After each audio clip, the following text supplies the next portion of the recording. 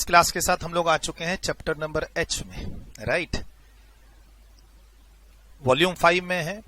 Appeal chapter से पहले मैं आपको ये टॉपिक करवा रहा हूं। अब आप कब देख रहे हैं मुझे नहीं मालूम।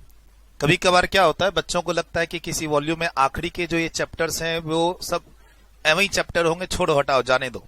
ऐसा नहीं है। मैं चाहता हूं कि आप बच्चे इन सब छोटे छोटे चैप्टर्स को भी करके जाएं एग्जाम में। अगर हम लास्ट के 4 चैप्टर की बात करें इंक्लूडिंग डिस्प्यूट रिजोल्यूशन, अगर 2 छोटे छोटे क्वेश्चन भी फंस गए 4-4 8 मार्क्स के, तो अपना ये क्लास अटेंड करना सफल हो जाएगा। मैं ये कह रहा हूं। ये जो लास्ट के 4 टॉपिक हैं 1-1 घंटे के हैं, ठीक। 1-1 घंटे, सवा घंटे, 1.5 घंटे में आपका ये टॉपिक खत्म हो गया। और मान लो एग्जाम में 2 शॉर्ट नोट्स तुम्हारे हाथ लग गए, 2-3 एमसीक्यू तुम्हारे हाथ लग गए, क्योंकि आगे पढ़ेंगे। जैसे अभी आपने जी चैप्टर पढ़ा, वो तो अमेंडमेंट थी नहीं, वो तो आपने पढ़ा ही because of it is amendment, dispute resolution.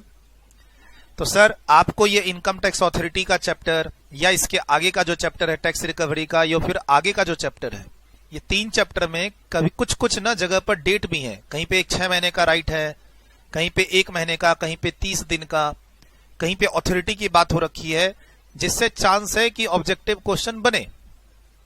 अब कहां से ऑब्जेक्टिव क्वेश्चन बनेगा ये ना आपको पता है ना मुझे पता है, क्योंकि इंस्टीट्यूट ने तो कोई ऑब्जेक्टिव क्वेश्चन का कोई क्वेश्चन बैंक तो रिलीज नहीं किया है 2-3 हजार।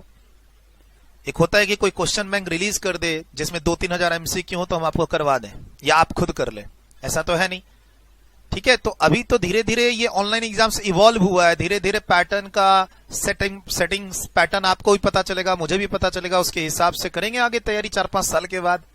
लेकिन अभी तो एक्सपेरिमेंट वाला पैटर्न चल रहा है। यू नेवर नो कि कहां से क्वेश्चन सेट हो सकता है, तो आपको ये छोटे छोटे टॉपिक करने चाहिए। और मैं इसीलिए ना इसको पहले करा रहा हूं, अपील से पहले करा रहा हूं, पेनल्टी चैप्टर से पहले करा रहा हूं, ताकि आप इसको करें सीक्वेंस में। जब आप मेरे सीक्वेंस को फॉलो करेंगे, advance tax, return of income, assessment, उसी बीच में आपको मैंने करा दिया डिस्प्यूट रिजोल्यूशन। अब आपको मैं इसमें लेके आ गया। सर एक बार चैप्टर अटेंड कीजिए साथ में, और उसके बाद डिसाइड कीजिए कि इसको एग्जाम में तैयार कैसे करना है या नहीं करना है, कौन सा टॉपिक करना है, कौन सा छोड़ना है। चैप्टर को स्टार्ट करने से पहले मत डिसाइड कीजिए, ये ध्यान रखिएगा। चैप्टर कैसा भी हो, चैप्टर को अटेंड कीजिए मेरे साथ, उसके बाद छोड़ने की सोचिए। क्या होगा मालूम है, क्या फायदा होगा? अगर आपने चैप्टर मेरे साथ अटेंड कर लिया तो आपका एक होगा कि नहीं करके चलते हैं ना, 15 मिनट लगेगा रिवीजन में, एक। दूसरा, जो क्लास में सुन लेंगे उससे ऑब्जेक्टिव क्वेश्चन बन जाएगा। छूटेगा तो क्या छूटेगा, 3-4 मार्क्स का एक समरी नोट्स, शॉर्ट नोट्स छूटेगा तो छूटेगा। हो सकता है इंस्टीट्यूट इधर से कुछ क्वेश्चन ही ना पूछे, ऑब्जेक्टिव क्वेश्चन 2-3 आपके हाथ लग जाए, एक क्वेश्चन इजी वाला आपके हाथ लग जाए, तो यू नेवर नो। और एक बार आइडिया लेना पड़ेगा। जैसे हम लोग क्लास में पढ़ते समय ना, हम लोग असेसिंग ऑफिसर में कंफ्यूज हो जाते हैं। असेसिंग ऑफिसर कौन है? कॉमन जगह हम लोग यूज करना शुरू कर देते हैं असेसिंग ऑफिसर को, इनकम टैक्स अथॉरिटी को और आईटीओ इनकम टैक्स ऑफिसर को, इनकम टैक्स ऑफिसर को। सर इसमें मालूम है कॉमन थ्रेड क्या है? ये इनकम टैक्स ऑफिसर जो है, जिसको हम लोग आईटीओ बोलते हैं, ये एक इनकम टैक्स अथॉरिटी भी है और ये एक असेसिंग ऑफिसर भी है। ये एक कॉमन थ्रेड है यहां पे। बट हम लोग बोलचाल में, क्लास में, एग्जाम में, नॉलेज बेस पे, ऑफिस में इन सबको इंटरचेंज करते रहते हैं। All assessing officers are not ITO, but all ITOs, income tax officers, are assessing officers generally, है ना? ये ध्यान रखना है। All assessing officers are income tax authority, but all income tax authorities are not assessing officer. वो आपको अभी definition से पता चलेगा। चैप्टर बहुत इंटरेस्टिंग है। इसमें हम लोग इनकम टैक्स अथॉरिटी के बारे में पढ़ेंगे, असेसिंग ऑफिसर के बारे में पढ़ेंगे, सिबिलिटी के पावर के बारे में पढ़ेंगे, दैट इज मोस्ट इंपॉर्टेंट। उसके बाद jurisdiction of income tax authority, वो कुछ खास नहीं है, लेकिन जो 124 वाला सेक्शन है ज्यूरिसडिक्शन ऑफ एओ, वो बहुत इंपॉर्टेंट है, ठीक। तो सबको पढ़ते हुए जाएंगे। मेरे हिसाब से अगर मैं बताऊं कि इस टॉपिक में, इस चैप्टर में क्या इंपॉर्टेंट है जो आपको एग्जाम में देखना ही चाहिए, एक जो अभी आप पढ़ रहे हैं सेक्शन 116, एक इसी के नीचे है असेसिंग ऑफिस का डेफिनेशन सेक्शन 2(7)(a), क्या क्या देखना है आपको एग्जाम के आसपास में इस चैप्टर से। सेक्शन 116 जो आपके सामने दिख रहा है, असेसिंग ऑफिसर का डेफिनेशन, सिविरिटी पावर, सेक्शन 119 की अभी रीडिंग करेंगे और देखेंगे सिविरिटी के पास क्या पावर है। मान लो एग्जाम में लिखने के लिए आए 5 पावर सिविरिटी के लिखो, उतने तक तो तैयारी करोगे। मेन हेडिंग नहीं पढ़ो सेक्शन 119, बट अगर एग्जाम में क्वेश्चन आया 4 मार्क्स का कि 5 पावर के नाम लिखो, सिविरिटी के पावर क्या है लिखो, तो खाली हेडिंग लिखनी है आपको, उसके लिए क्या दिक्कत है ना। और उसके बाद एक कॉन्सेप्ट है जुरिस्डिक्शन ऑफ एओ, सेक्शन 124। उसके बाद एक सेक्शन है आपका सेक्शन 129 जो ऑलरेडी मैं पढ़ा दिया असेसमेंट की क्लास में। ये ऑलरेडी आपका हो चुका है सेक्शन 129 असेसमेंट की लास्ट क्लास में। बस ठीक है, पढ़ाने में 1-1.25 घंटा लगेगा, जो भी लगेगा मुझे नहीं मालूम। अब देखते हैं आपके साथ, ठीक। पढ़ाने में जो भी टाइम लगे, रिवीजन करते समय ये सेक्शन की लिस्ट मैंने दे दी है, मोस्ट इंपॉर्टेंट सेक्शंस जो एग्जाम की रात में या एग्जाम से 2-3 दिन पहले आपको देखना जरूरी है। एक नजर मार देना किस सेक्शन में क्या है, ताकि अगर एग्जाम में कुछ आए तो लिख सको। फिलहाल एग्जाम में एक ऑब्जेक्टिव क्वेश्चन आता है इनकम टैक्स अथॉरिटी को लेके कि क्या आईटीएटी इनकम टैक्स अथॉरिटी है, नहीं है। तो जब आईटीएटी नहीं है तो तुम हाई कोर्ट और सुप्रीम कोर्ट को तो इनकम टैक्स अथॉरिटी कह मत देना गलती से, दे आर अपीलेट अथॉरिटी। बोला सर कमिश्नर अपील, दिमाग में क्या आता है जब ITAT, high court, supreme court, income tax authority नहीं है तो फिर कमिश्नर अपील। सर ये रहा कमिश्नर अपील, सीआईटी अपील, ये इनकम टैक्स अथॉरिटी है। सर सिविरिटी, ये रहा टॉप में पहला नाम सिविरिटी, ये इनकम टैक्स अथॉरिटी है। लेकिन ITAT, high court, supreme court या अथॉरिटी फॉर एडवांस रूलिंग जो हम लोग वॉल्यूम 4 में पढ़ते हैं, आप इनको इनकम टैक्स अथॉरिटी नहीं बोल सकते, they are not income tax authority. होता तो यहां नाम लिखा होता। यहां ऑब्जेक्टिव क्वेश्चन आता है DRP, DRP is not a income tax authority. Sir ये कहां काम आएगा, क्यों पढ़ा रहे हो अभी ये चैप्टर, मालूम है आगे आपको जस्ट अपील वाले चैप्टर में पढ़ना है सेक्शन 154 रेक्टिफिकेशन। अब आई डोंट नो आप सीक्वेंस में मेरे चल रहे हैं कि नहीं चल रहे हैं। असेसमेंट चैप्टर के बाद मैं आपको एज पर माई सीक्वेंस बोल रहा हूं ये चैप्टर करने के लिए। इसके बाद मैं जाऊंगा अपील में। अपील में पहला सेक्शन है 154 जहां लिखा है इनकम टैक्स अथॉरिटी को पावर है वो अपने ऑर्डर को रिवाइज कर सकता है। एग्जाम में क्वेश्चन क्या आता है, क्या सेक्शन 154 का यूज आईटीएटी कर सकता है, डीआरपी कर सकता है, हाई कोर्ट सुप्रीम कोर्ट कर सकता है? Answer is no, because they are not income tax authority. इस तरीके के क्वेश्चन एग्जाम में आते हैं। सर सेक्शन 154 पढ़ाऊंगा आपको रेक्टिफिकेशन, अगर आप मेरे सीक्वेंस से चल रहे हैं तो। सेक्शन 154 में बोलता है रेक्टिफिकेशन ऑर्डर पास कर सकता है इनकम टैक्स अथॉरिटी अपने ऑर्डर का। एग्जाम में क्वेश्चन आता है क्या आईटीएटी सेक्शन 154 का मदद ले सकता है, डीआरपी 154 का मदद ले सकता है? Answer is no, no. उनके अपने रूल्स हैं, अपने सेक्शन है रेक्टिफिकेशन के, 154 में वो नहीं आ सकते क्योंकि they are not income tax authority. तो तुमको पता तो होना चाहिए, इसीलिए मैंने बोला ये इंपॉर्टेंट है। सिविरिटी सबसे टॉप लेवल और सबसे बॉटम में है इंस्पेक्टर, जो आईटीओ के नीचे है इंस्पेक्टर। ये एओ नहीं हो सकते, ये एओ नहीं हो सकता। असेसिंग ऑफिसर ये नहीं होता। असेसिंग ऑफिसर यहां से शुरू होता है, यहां से। मोस्टली इनकम टैक्स ऑफिसर होता है या एसीआईटी होता है, डिप्टी ज्वाइंट भी बन सकते हैं। सर यहां तक एओ बन सकते हैं ये लोग सब, अपील को छोड़ के। जैसे मान लो मैं कहूं कि ये एडिशनल कमिश्नर यहां पे है, क्या ये असेसिंग ऑफिसर बन सकता है? हाँ। यहां ये ज्वाइंट कमिश्नर है, असेसिंग ऑफिसर बन सकता है? हाँ। यहां पे ये डिप्टी कमिश्नर है, अपील तो अपीलेट अथॉरिटी हो गई, अपील को साइड कर दो, ठीक है। डिप्टी कमिश्नर की बात कर रहा हूं।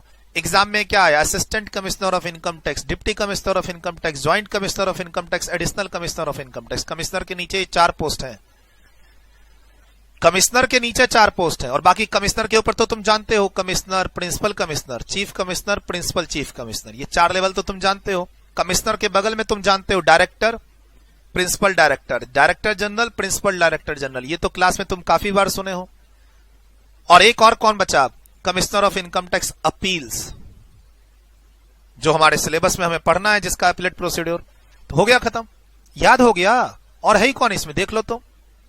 सर हम लोग क्लास में हम लोग क्या पढ़ते हैं, कमिश्नर के बाद प्रिंसिपल कमिश्नर है, उसके बाद चीफ कमिश्नर है, और वो प्रिंसिपल चीफ कमिश्नर बनने के बाद सीधा सिविरिटी मेंबर बनता है। और सीवीरिटी के बाद तो क्या है? Ministry of finance, department of revenue. CBDT के ऊपर क्या है? Department of revenue. Department of revenue के ऊपर क्या? Ministry of finance. उसके ऊपर कौन है? गवर्नमेंट ऑफ इंडिया, है ना। अगर आपको ऐसे देखना है तो गवर्नमेंट ऑफ इंडिया के अंदर है मिनिस्ट्री ऑफ फाइनेंस, उसके अंदर है डिपार्टमेंट ऑफ रेवेन्यू,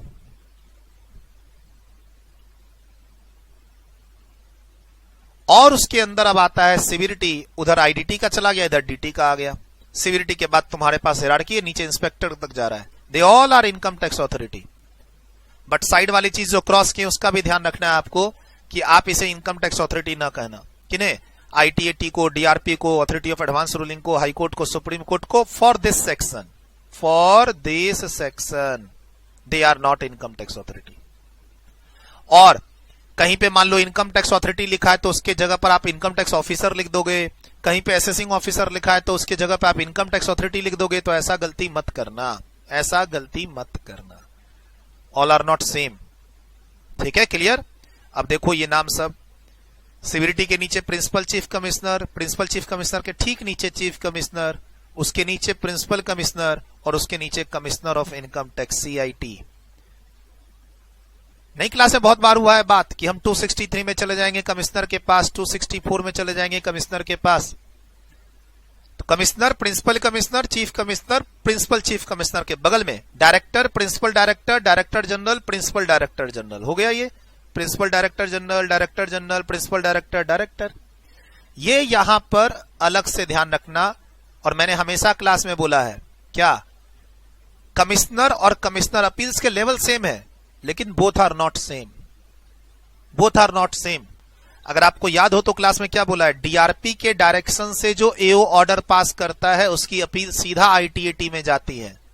क्यों? क्योंकि डीआरपी में कौन होते हैं मेंबर? कमिश्नर। और कमिश्नर अपील्स का जनरली लेवल एक ही है। तो डीआरपी के डायरेक्शन पर अगर एओ ऑर्डर पास करता है तो उसकी अपील सीधे आईटीएटी में जाती है। रीजन?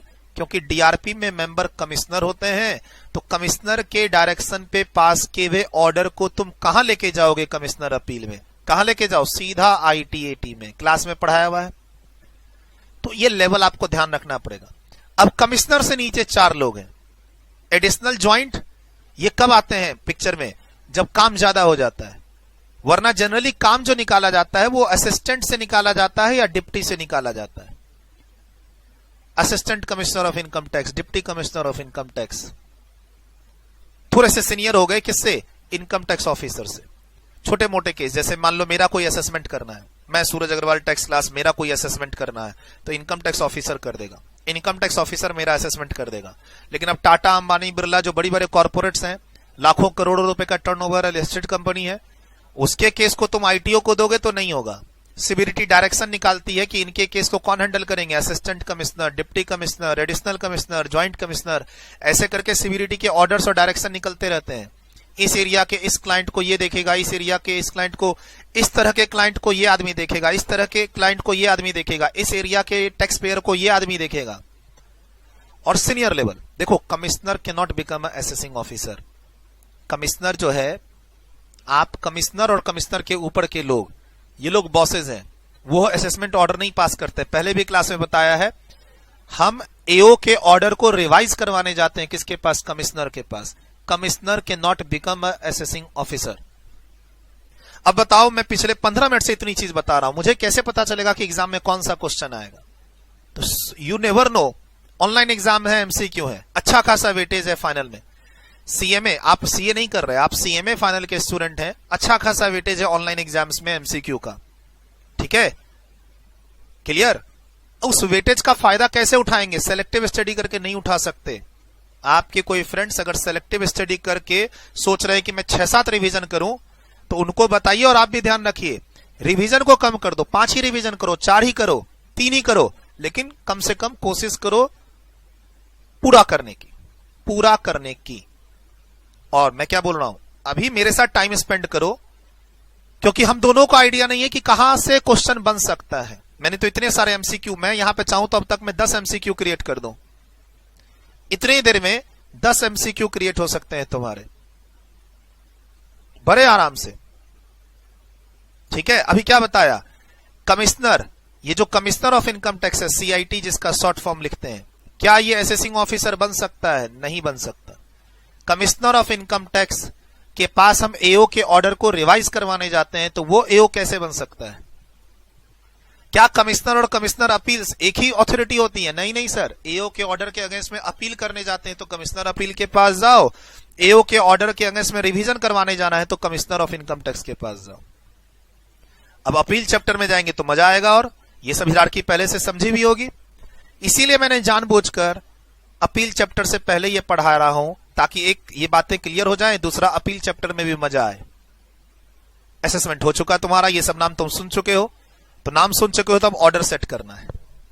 ठीक है सर, एडिशनल कमिश्नर अगर होगा तो फिर एडिशनल डायरेक्टर भी होगा, और अगर एडिशनल कमिश्नर होगा तो एडिशनल कमिश्नर अपील्स भी होगा। हालांकि ऐसी कोई अपील हम लोग नहीं पढ़ते हैं प्रैक्टिकली अभी, जो अपील हम additional commissioner of income tax appeal में लेके जाएं, ऐसी कोई अपील नहीं है आज के दिन कि हम किसी अपील को कहां लेके जाएं, deputy commissioner of income tax appeals में। हमारी जो अपील लगती है वो इसी में लगती है, CIT अपील में। बोला सर सेक्शन होगा, आपको मान लो सिलेबस में नहीं है तो नहीं पढ़ाना होगा? नहीं नहीं, ऐसा कोई सिचुएशन नहीं है जिसमें हम डिप्टी कमिश्नर अपील के पास जाएं या एडिशनल कमिश्नर अपील के पास जाएं। जो पहली अपीलेट अथॉरिटी है वो commissioner of income tax appeals है, first appellate authority. Second ITAT, but ITAT is not the income tax authority. और एक जो सिलेबस में से हट गया, income tax settlement commission ITSC, वो भी इनकम टैक्स अथॉरिटी नहीं है। इनकम टैक्स सेटलमेंट कमीशन जो सिलेबस से हट गया, वो भी इनकम टैक्स अथॉरिटी नहीं है। ठीक, तो आसान है याद करना, तुम खाली कमिश्नर वाला लाइन याद रखना, बगल में डायरेक्टर जोड़ते जाना। सर डिप्टी कमिश्नर है तो डिप्टी डायरेक्टर भी होगा, असिस्टेंट कमिश्नर है तो असिस्टेंट डायरेक्टर भी होगा। असिस्टेंट डिप्टी एक जगह याद रखना, इन दोनों को एक जगह याद रखना। अच्छा, कस्टम में भी ये नाम बहुत बार आते हैं, ACDC। अगर आप मान लो 7वें IDT भी पढ़ रहे हो, कस्टम या GST, तो GST कस्टम में ये दोनों साथ साथ आते हैं। ACDC के पास जाओ, ACDC ये करेगा, ACDC वो करेगा, तो तुमको वहां से भी ये नाम याद हो सकते हैं। ये दोनों नाम को इकट्ठे रखो साथ में, ACDC असिस्टेंट और डिप्टी। और फिर दो नाम और हो गए आपके, कौन से? एडिशनल और ज्वाइंट। एडिशनल और ज्वाइंट, इनको पिक्चर में कब लाया जाता है? इनको सिविरिटी पिक्चर में लाती है जब काम ना संभल रहा हो, नीचे के लोगों से बहुत ज्यादा ओवरबर्डन है, ITO के पास काफी सारा काम पेंडिंग है, असिस्टेंट और डिप्टी कमिश्नर के पास काफी सारा काम पेंडिंग है, तो आ जाओ ज्वाइंट कमिश्नर, आ जाओ एडिशनल कमिश्नर, तुम भी आ जाओ, क्या बन जाओ? असेसिंग ऑफिसर बन जाओ। कमिश्नर के नीचे के लोग up to income tax officer तक असेसिंग ऑफिसर बन सकते हैं, ये ध्यान रखना। बाकी ऊपर की रिपोर्टिंग है ही तुम्हारी, बहुत इजी है हिरार्की याद करना। कमिश्नर के नीचे 4 वर्ड है, एक तो तुम्हारा डिप्टी असिस्टेंट, और उसके बाद एडिशनल और ज्वाइंट, और उसके नीचे आ जाओगे तो तुम्हारा ITO टैक्स रिकवरी ऑफिसर और इंस्पेक्टर अगले चैप्टर में। इसके बाद का जो चैप्टर है उसमें टैक्स रिकवरी ऑफिसर्स के बारे में पढ़ेंगे, और वो बहुत इंपॉर्टेंट भी है सेक्शन हमारे पास। मैं नोट करवा देता हूं ताकि तुम आगे पढ़ लो, है ना।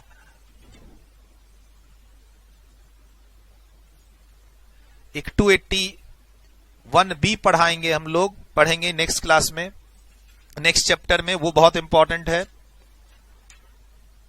एक आपका सेक्शन 230 है, बहुत इंपॉर्टेंट है अगले चैप्टर में। 281B 230,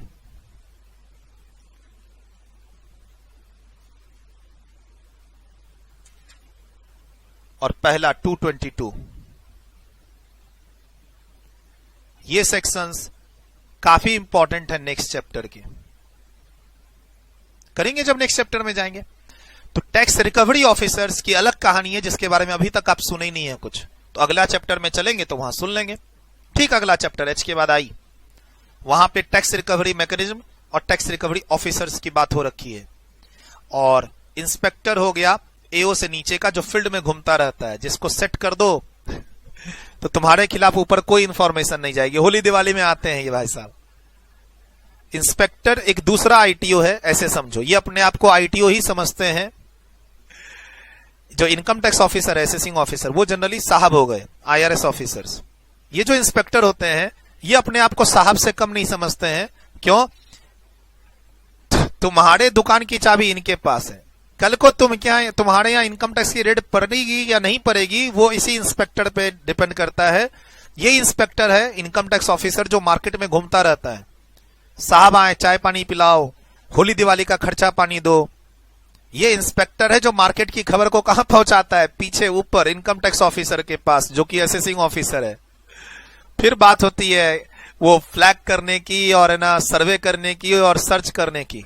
तो इस आदमी से बच के रहना है प्रैक्टिकल लाइफ में। इंस्पेक्टर को जितना पटा के रखोगे तुम और तुम्हारा क्लाइंट उतना खुश रहेगा। देखो फेसलेस में क्या होता है ना भाई, तुमको भी पता है कि इंस्पेक्टर दुकान पे बैठे ना बैठे उससे कोई फर्क नहीं पड़ता, सब कुछ फेसलेस होना है। तो तुम क्यों इंस्पेक्टर को चढ़ाओगे कि भाई अब इंस्पेक्टर के बस की बात नहीं है मेरा केस को सर्च में ले जाने की या सर्वे में ले जाने की। सारा पावर अब किसके पास है, उस सिस्टम के पास है, और उसका एक्सेस किसके पास है, असेसिंग ऑफिसर के पास है। तो ग्राउंड लेवल पे स्टाफ मनमानी करते हैं। अरे कभी कभी इंस्पेक्टर का पियोन भी ना इंस्पेक्टर बन के आ जाता है और इंस्पेक्टर आईटीओ बन के आता है। प्रैक्टिकल लाइफ में, शहर में, सिटी में अगर आप बिजनेस क्लास फैमिली से बिलोंग करते हैं तो आप अपने घर वालों से बात करना। ऑफिस का पियोन बोलता है मैं इंस्पेक्टर हूं, साहब के बाद मेरा ही नंबर है ऑफिस में, मैं ही हूं, अगला अटेम्प्ट में मैं अगले साल प्रमोशन होकर मैं साहब बनने वाला हूं। पियोन आता है तो वो बोलता है मैं इंस्पेक्टर हूं, इंस्पेक्टर आता है तो बोलता है मैं एओ हूं, असेसिंग ऑफिसर हूं, कभी भी तुम्हारी दुकान का सर्वे करवा सकता हूं, आ जाओ लाइन में अब तुम लोग। हाँ सर, जी सर, यस सर, हो सर, क्या चाहिए सर, चाय नाश्ता पानी, अरे काजू बादाम पिस्ता लाके खिलाओ। ऐसी बात होती है प्रैक्टिकल लाइफ में, पटा के रखना पड़ता है इसको। तो चलो सर, इनकम टैक्स ऑफिसर्स की तो बात हो गई, इनकम टैक्स ऑथोरिटीज की बात हो गई। क्लियर कट दिमाग में सेट होना चाहिए और कोशिश करना ऑर्डर भी यही ध्यान रखना। सीनियर जूनियर का ऑर्डर तुमको इसमें पता चल जाएगा। सिविलिटी सबसे सीनियर है और सबसे लोअर में कौन है, इंस्पेक्टर। इंस्पेक्टर के बाद टैक्स रिकवरी ऑफिसर, उसके बाद इनकम टैक्स ऑफिसर, उसके बाद assistant, deputy, joint, additional, commissioner, principal commissioner, chief commissioner, principal chief commissioner, सिविलिटी। क्लियर? चलिए सर, डन, आगे चले। अब इसमें छोटी छोटी बात यहां लिखिए।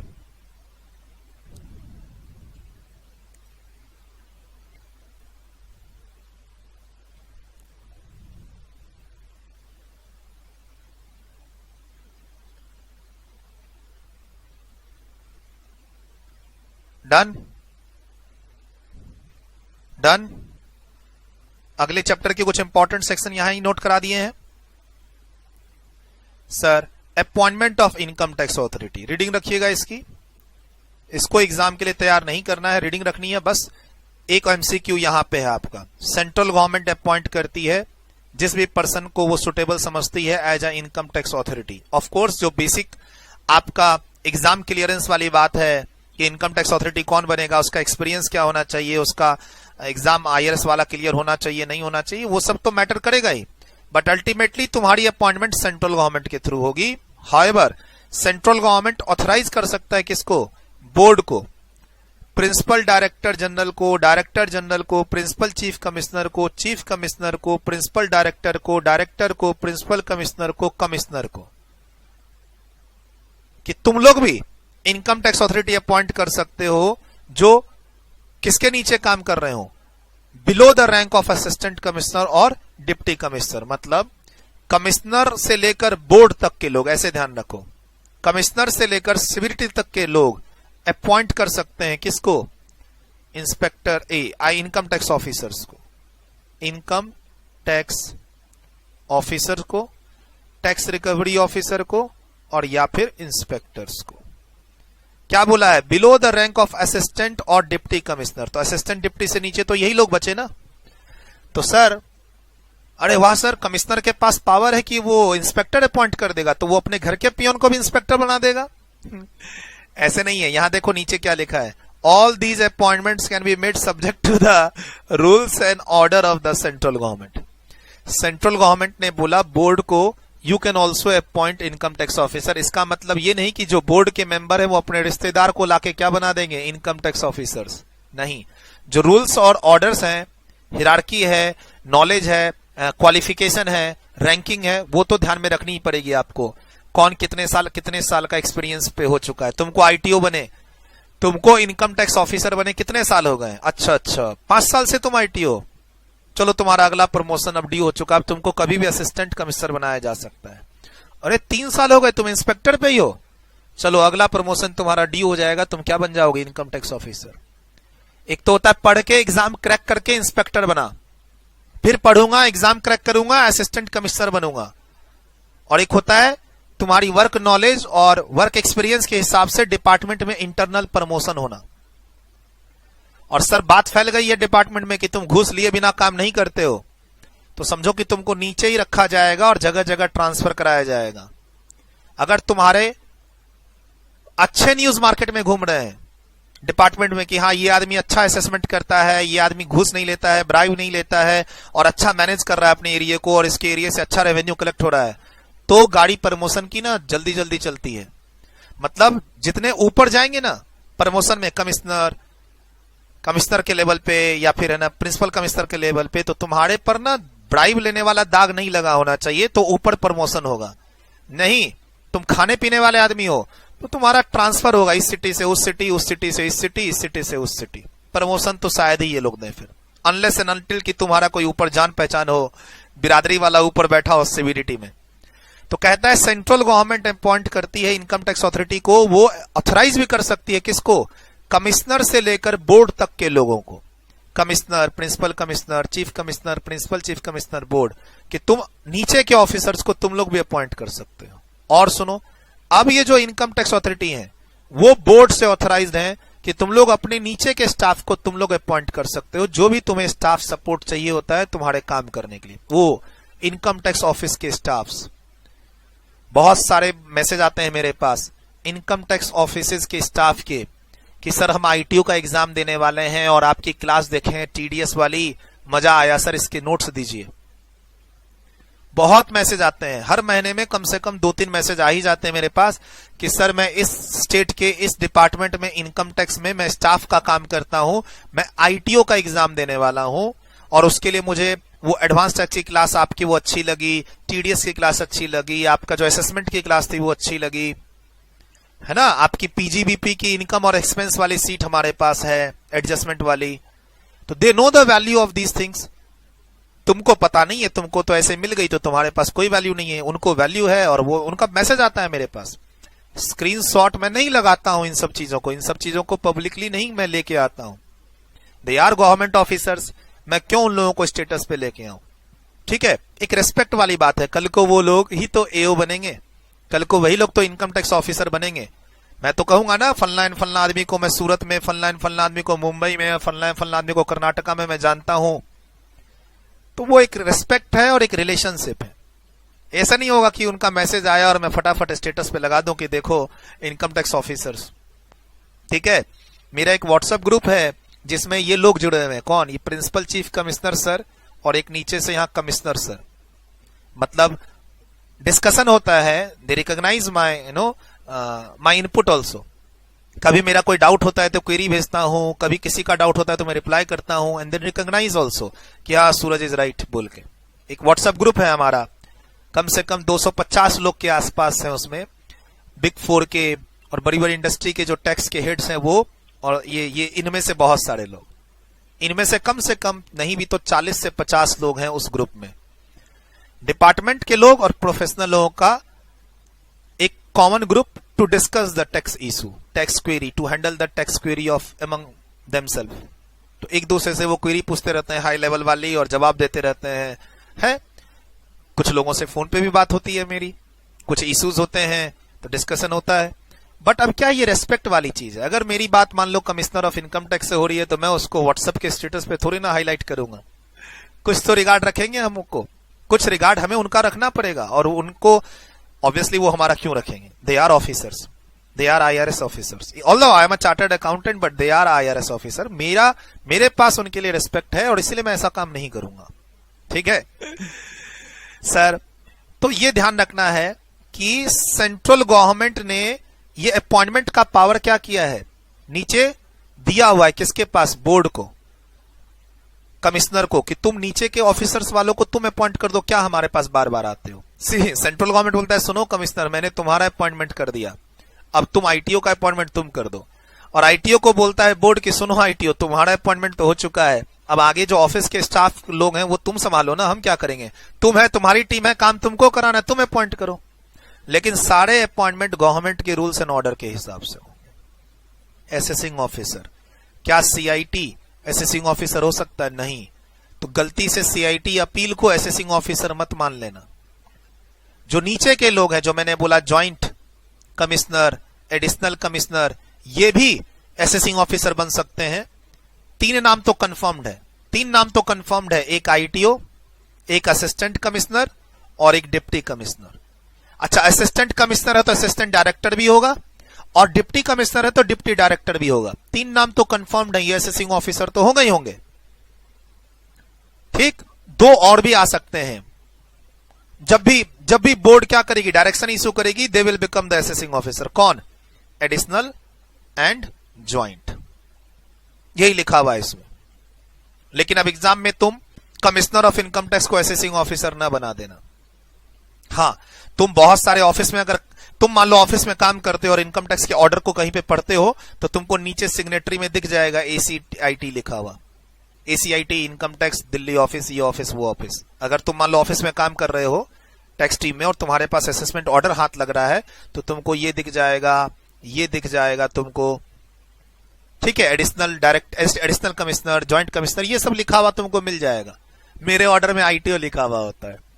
मेरे जो खुद के असेसमेंट ऑर्डर्स हैं, पीछे हो रखे हैं, ज्यादा नहीं हुए, 1-2 बार पीछे हो रखे हैं। तो मेरे पास ऑर्डर आ रखा है जिसमें इनकम टैक्स ऑफिसर, छोटे लोग हैं हम लोग, छोटा कमाते हैं, तो इनकम टैक्स ऑफिसर हैंडल कर लेगा। बड़े बड़े आसामी, जैसे मैं रिलायंस में काम करता था, तो रिलायंस के जो असेसमेंट ऑर्डर है उसमें एसीआईटी का नाम होता था, एडिशनल कमिश्नर का नाम होता था। अब सोचो ना, मैं रिटर्न फाइल करता हूं और मान लो Mukesh Ambani sir return file करते हैं, तो मुकेश अंबानी सर जो रिटर्न फाइल करेंगे, तो उस रिटर्न को असेसमेंट करने का काम आईटीओ को थोड़ी ना दिया जाएगा। एडिशनल कमिश्नर, ज्वाइंट कमिश्नर, सामने वाले एसएससी के हिसाब से ऑफिसर को सेट किया जाता है। ठीक है, तो काफी सारे एमसीक्यूज के जवाब यहां आपको मिल रहे हैं। And we both don't know कि कहां से क्वेश्चन पूछेगा। चलिए सर, सिविलिटी का पावर की बात करते हैं। रीडिंग पर्पस पहले ही लिख दिया ताकि तुम घबराओ मत ये सब देख के। बोला सर आपने बोला था 4-5 पावर अगर लिखने के लिए आ जाए तो हेडिंग खाली लिख दो। ये हेडिंग तुमको लिखना है, instructions to subordinate authorities, issue general and special order to subordinates. Heading लिख दोगे तो भी काम चल जाएगा। Admit application and claim after the expiry of time limit, relaxation of the requirement of the provision of chapter 4 and 6A। उसके बाद नीचे control over income tax authorities. बस खाली तुमको ये हेडिंग लिखनी है। 4 से 5 हो सकता है एग्जाम के मार्क्स तुम्हारे। मान लो 4 मार्क्स में क्या आया, 4 मार्क्स में 4 पावर के नाम लिखने के लिए आया। सिविलिटी के सेक्शन 119 ने सिविलिटी को कुछ पावर दिए हैं, 3-4 पावर लिखो। तो तुम हेडिंग खाली लिख दो, हेडिंग्स खाली लिख दो तुम, 1, 2, 3, 4 वाले हेडिंग्स, हो गए तुम्हारे मार्क्स। अब क्या है सर इसमें, मान लो रिटर्न फाइल की ड्यू डेट थी और तुम 2-3 दिन, 1 दिन लेट हो गए, तो 1 दिन लेट हो जाने से लेट फी लग जाएगी और इंटरेस्ट लग जाएगा 234A का, और बहुत सारे डिडक्शन तुमको नहीं मिलेंगे। बिलेटेड रिटर्न पढ़ाया क्लास में। रिटर्न फाइल की ड्यू डेट है मान लो 31 अक्टूबर, तुम कंपनी हो और तुम्हारे रिटर्न फाइल की ड्यू डेट है 31 अक्टूबर। अब तुमने 1 दिन का डिले कर दिया, तो 1 दिन के डिले करने से क्या होगा, लेट फी लग गया, इंटरेस्ट लग गया 234A का, और काफी सारे डिडक्शंस तुमको नहीं मिलेंगे क्योंकि रिटर्न ड्यू डेट के बाद फाइल किए हैं। अब तुम पैनिक में आओगे, क्या करें, तो तुम्हारे पास एक ऑप्शन है सेक्शन 119 में, तुम एक एप्लीकेशन लगाओ सिविलिटी को और कॉन्डोनेशन लेटर कि सर इस गलती के कारण 1 दिन का डिले हो गया। अगर वो गलती जेन्युइन है, beyond the control of SSC है, जेन्युइन है, जैसे मान लो है ना पूरे एरिया में है ना लॉकडाउन लग गया, इंटरनेट की सुविधाएं, मतलब दंगे हो गए। मान लो तुम जिस एरिया में रहते हो वहां दंगे हो गए शाम में 6 बजे, शाम में 6 बजे से लेकर अगले 2 दिन तक दंगे चलते रहे। दंगे तो 1-1.5 घंटा चले, लेकिन हाँ दंगे का इफेक्ट 2-3 दिन तक चला। इंटरनेट बंद है 2-3 दिन तक, ब्लैकआउट हो रखा है, दिन में खाली लिमिटेड टाइम के लिए लाइट आती है, शाम में कर्फ्यू लगा हुआ है। तो इस केस में तुम रिटर्न कैसे फाइल करोगे? जब कर्फ्यू लगता है तो 7-7 दिन तक इंटरनेट गायब हो जाता है। दंगे होते हैं और कर्फ्यू लगता है तो 7-7 दिन तक इंटरनेट गायब हो गया, 7-7 दिन तक तुमको अपनी ऑफिस बंद करनी पड़ी। तो अगर ऐसे केस में तुम्हारा ड्यू डेट निकल गया तो इसमें तुम्हारी क्या गलती, तो तुम अप्लाई करो किसमें, सिविलिटी सेक्शन 119 में। तो एग्जाम में इस तरीके के क्वेश्चन तुम्हारे पास आ सकते हैं, हो सकता है 3-4 मार्क्स में, कि क्या करे अब एसएससी, ड्यू डेट निकल गई और sir set of loss chapter में क्या पढ़े हैं, ड्यू डेट निकल जाने के बाद रिटर्न फाइल करते हो तो कुछ लॉसेस कैरी फॉरवर्ड नहीं होते हैं, पढ़े हो ना। ड्यू डेट के बाद रिटर्न फाइल करते हो तो सेलेक्टेड लॉसेस, कुछ लॉसेस तुम्हारे कैरी फॉरवर्ड नहीं होते, एक नुकसान। Deduction chapter, income based deduction ही नहीं मिलता है, दूसरा नुकसान। तीसरा लेट फी लगता है, चौथा 234A का इंटरेस्ट लगता है। तो जब यू हैव जेन्युइन रीजन और तुमको लगता है कि मुझे रिलैक्सेशन मिलना चाहिए, एकाएक मान लो फ्लड आ गया, फ्लड में पूरी सिटी गायब है, पूरी सिटी में 8-10 दिन तक 8-10 फुट पानी है। चेन्नई फ्लड ले लो, जम्मू एंड कश्मीर का फ्लड ले लो, सुनामी जो उत्तराखंड में आई थी वो ले लो। सुनामी जब आएगी, जब सिटी में फ्लड आएगा तो कंप्लायंस करें या उस फ्लड से बचें? सर फ्लड से बचेंगे। फ्लड से बच गए, अब आ जाओ यहां एप्लीकेशन लगाओ, रिलैक्सेशन लो, पेनल्टी से भी बच सकते हो। तुम अपने कंप्लायंस की डेट बढ़वा तो नहीं सकते, लेकिन जो तुमने लेट एप्लीकेशन लगाई है, मान लो कोई एप्लीकेशन लगानी थी 30 दिन के अंदर, कोई बेनिफिट लेना था उसको 30 दिन के अंदर एप्लीकेशन लगानी थी, जैसे ड्यू डेट नहीं बढ़ा सकते तुम इसमें। देखो ड्यू डेट तो बढ़ाने का ही नहीं रहा, अगर सीवीरिटी इस सेक्शन का यूज करके ड्यू डेट बढ़ा देगी तब तो बेनिफिट सबको मिल जाएगा ना। मैं ड्यू डेट नहीं बढ़ाने बोल रहा, मैं मेरे केस में बोल रहा हूं कि मुझे रिलैक्सेशन दे दीजिए 5 दिन का, 10 दिन का, तो सीवीरिटी के पास पावर है, दिया जा सकता है। मान लो किसी फैक्ट्री में आग लग गई है और आग लगी है 31 अक्टूबर में ही, और मुझे 31 अक्टूबर को ही कंप्लायंस करना था, कैसे करूं मैं कंप्लायंस?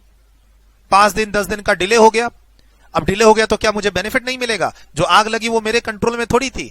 तो I can make an application to CBDT under section 119 to get the maximum relief, कि सर मेरे डिडक्शन दे दीजिए, ऑल्दो मेरी रिटर्न लेट से फाइल हुई थी इस रीजन से, सर मेरे लॉस को कैरी फॉरवर्ड कर दीजिए, ऑल्दो मेरी लेट से रिटर्न फाइल हुई थी लेकिन ये रीजन ये था।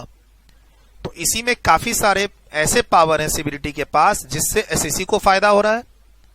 ऑल्दो कुछ बातें यहां पर दे रखी हैं जिसमें वो ऑफिसर्स को कंट्रोल करेंगी, सीवीरिटी ऑर्डर पास करके ऑफिसर्स को कंट्रोल करेंगी, इनफैक्ट ऑफिसर्स का ट्रांसफर भी हो सकता है इसमें। लेकिन ध्यान रखना, एक लाइन जो लास्ट में लिखी हुई है एमसीक्यू के लिए, एक लाइन जो लास्ट में लिखी हुई है एमसीक्यू के लिए, यहां पे एकदम लास्ट में, क्या? An order, circular, instruction, direction जो भी सीवीरिटी इशू करेगी, issued under section 119 by CBDT that cannot override the provisions of the act। क्या पढ़ते हैं क्लास में? एक्ट के नीचे होते हैं कोई भी सर्कुलर, इंस्ट्रक्शंस, ऑर्डर, डायरेक्शंस, जो भी सीवीरिटी इशू करेगी, चाहे for the benefit of SSC और या टू कंट्रोल द एसएससी और टू कंट्रोल द डिपार्टमेंट और to allocate the work among the department members. Act के बियॉन्ड जाके कोई भी इंस्ट्रक्शंस पास हुआ, सर्कुलर पास हुआ, तो वो सर्कुलर वॉइड हो जाएगा। एक ऐसा सर्कुलर जो सीवीरिटी ने पास किया है, जो अल्ट्रा वायरस है, जो क्रॉस कर रहा है, ओवरराइड कर रहा है एक्ट को, बियॉन्ड द एक्ट प्रोविजन जाके वो अप्लाई कर रहा है कोई भी चीज को, तो सर वो सर्कुलर वॉइड होगा, इनवैलिड होगा, वो सर्कुलर की कोई वैलिडिटी नहीं होगी। इनफैक्ट तुम रिट पिटीशन फाइल कर दो, वो सर्कुलर क्वैश हो जाता है। हम लोग सुनते रहते हैं, आप भी सुनते होगे कि कोई भी, अगर देखो नहीं सुने तो आगे सुन लोगे, क्या सीवीरिटी ने एक सर्कुलर पास किया और सर्कुलर के अगेंस्ट में कुछ लोग हाईकोर्ट चले गए, हाईकोर्ट ने बोला सर्कुलर को क्वेश करो, सर्कुलर को वापस लो, ये सर्कुलर खराब है। तो फिर कुछ दिन के बाद सुनने में आया कि सीवीरिटी ने अपना सर्कुलर ही विड्रॉ कर लिया। आप लोग ये न्यूज में सुनते हैं, सीवीरिटी ने सर्कुलर इशू किया, 10 दिन के बाद सीवीरिटी ने वो सर्कुलर विड्रॉ कर लिया। क्यों? क्योंकि कुछ लोगों ने रिट पिटीशन फाइल कर दी, कहा हाईकोर्ट में, कि सीवीरिटी के पास वो पावर ही नहीं है सर्कुलर इशू करने का। इतने बदमाश लोग हैं। सोचो सीवीरिटी का सर्कुलर, तो डरना चाहिए ना? नहीं, सीधा चैलेंज कर देते हैं हाईकोर्ट में कि सीवीरिटी को पावर ही नहीं है ये सर्कुलर इशू करने का। और कभी कभी सीवीरिटी से ऐसी गलती होती है कि उसको 5-10 दिन में अपना सर्कुलर विड्रॉ करना पड़ता है, क्योंकि वो केस हार चुकी है या हारने वाली है। वो सीवीरिटी ने सर्कुलर इशू कर दिया, देखा देश का माहौल गर्म है, तो सर्कुलर विड्रॉ कर लेती है, नहीं तो कोर्ट से उसका सर्कुलर विड्रॉ करवा दिया जाता है, ये कह के कि ये अल्ट्रा वायरस सर्कुलर है, अल्ट्रा वायरस ऑर्डर है। बहुत बार तुम सुने, देखो सुने होगे, ध्यान गया ही नहीं होगा तुम्हारा। अब तुम पढ़े हो ना मेरे से, अब आगे कुछ ऐसा न्यूज आएगा न्यूज़पेपर में, टीवी में या ऑफिस में, तो तुमको लगेगा हाँ ये तो हम पढ़े हैं सेक्शन 119। चलिए सर, तो ये लाइन एमसीक्यू के लिए यहां पर ध्यान रखनी है, और उसके बाद तो रीडिंग पर्पस के लिए आपको यहां पर चीजें दे ही रखी हैं। वीडियो रोकिए और एक बार पढ़िए, बहुत सिंपल है, बहुत सिंपल है। नहीं रोकना वीडियो कोई बात नहीं, मैं तो समझा ही रहा हूं।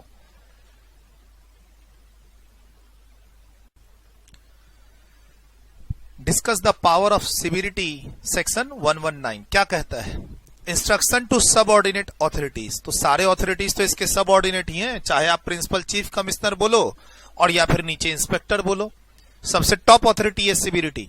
और सिविरिटी जब इंस्ट्रक्शंस इशू करती है, ऑर्डर इशू करती है, तो वो टैक्स पेयर को भी गाइड करता है और वो उनके जो डिपार्टमेंट के ऑफिसर्स हैं उनको भी गाइड करता है। कहता है द बोर्ड में, देखो इनकम टैक्स की क्लास में जब भी हम लोग ये वर्ड पढ़ते हैं ना, द बोर्ड, बोर्ड ये करेगा, बोर्ड वो करेगा, तुमको बोर्ड के पास जाना पड़ेगा। बोर्ड मतलब सिविरिटी, एक ही बोर्ड है अपने इनकम टैक्स में पूरे सिलेबस में, सिविरिटी। द बोर्ड में from time to time issue such orders, instructions, directions to other income tax authorities at it may deem fit for proper administration of this act. Of course, such authority and all other person employed in the execution of this act shall observe and follow such order, instruction or direction of the board. shall है, may नहीं। हम लोग सबसे शुरू में पढ़े थे, severity जो सर्कुलर इशू करती है उसको जो इनकम टैक्स के ऑफिसर्स हैं, स्टाफ हैं, एग्जीक्यूटिव बॉडीज हैं, उन सबको फॉलो करना होगा सिविरिटी के सर्कुलर को। सर सिविरिटी जो भी इंस्ट्रक्शंस इशू करे, ऑर्डर इशू करे, डायरेक्शन दे अपने सबऑर्डिनेट्स को फॉर प्रॉपर एडमिनिस्ट्रेशन, तो जो भी हमारे इनकम टैक्स ऑथोरिटीज हैं या उनके ऑफिस में जो भी एग्जीक्यूटिव एम्प्लॉयड हैं, सबको उस बात को फॉलो करना होगा। एक्सेप्शन, एक्सेप्शन, तो ये इंपॉर्टेंट हो गया एग्जाम में 2 मार्क्स के लिए यहां पे। ठीक सर, आप इंस्ट्रक्शंस इशू करके ये नहीं कह सकते किसी ऑफिसर को कि ये वाले पर्टिकुलर असेसमेंट को तुम इस पर्टिकुलर तरीके से, इस पर्टिकुलर मैनर पे डिस्पोज ऑफ करो। मतलब समझ रहे हो, सिविरिटी इंस्ट्रक्शंस इशू करके किसी ऑफिसर को ऑर्डर दे इंटरनली, मान लो कि सुनो इस आदमी का जो असेसमेंट है इस असेसमेंट ईयर का, वो इस तरीके से करके कंप्लीट करो फटाफट, इस तरीके से आप, मतलब ये तो गलत हो गया ना।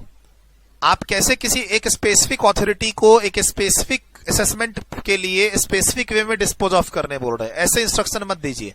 Instruction should be applicable in a broader manner. आप किसी एक पर्सन की असेसमेंट के लिए किसी एक पर्सन टीम को इंस्ट्रक्शन नहीं दे सकते कि सुनो ये टाटा फैमिली की इस कंपनी का इस तरीके से करना, अंबानी फैमिली का इस तरीके करना, और सुनो ये जो पॉलिटिकल पार्टी है ना इसका असेसमेंट इस तरीके से करना। इस तरीके से आप इंस्ट्रक्शन नहीं दे सकते। प्लस आप सीआईटी अपील्स के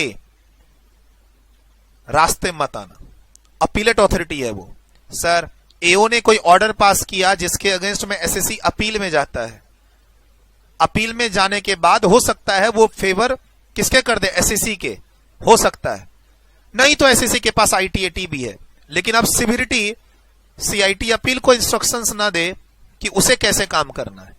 ऑल्दो सीआईटी अपील अभी पीछे देखे, they are income tax authority but they are judiciary, they are appellate authority. आप उसको अपने इंस्ट्रक्शन मत दो so as to interfere with the discretion of the commissioner appeals in exercise of his appellate function. appellate function में उसको disturb मत करो। Administration देखो उसकी ऑफिस कैसे चलेगी, ऑफिस टीम, ऑफिस कहां रहेगी, ये सब तुम कर लो। लेकिन वो क्या डिसीजन लेगा, किस केस में क्या डिसीजन लेगा, उसका इंस्ट्रक्शंस तुम नहीं दे सकते in the favour of revenue. ये ध्यान रखना है तुमको 2 मार्क्स के लिए।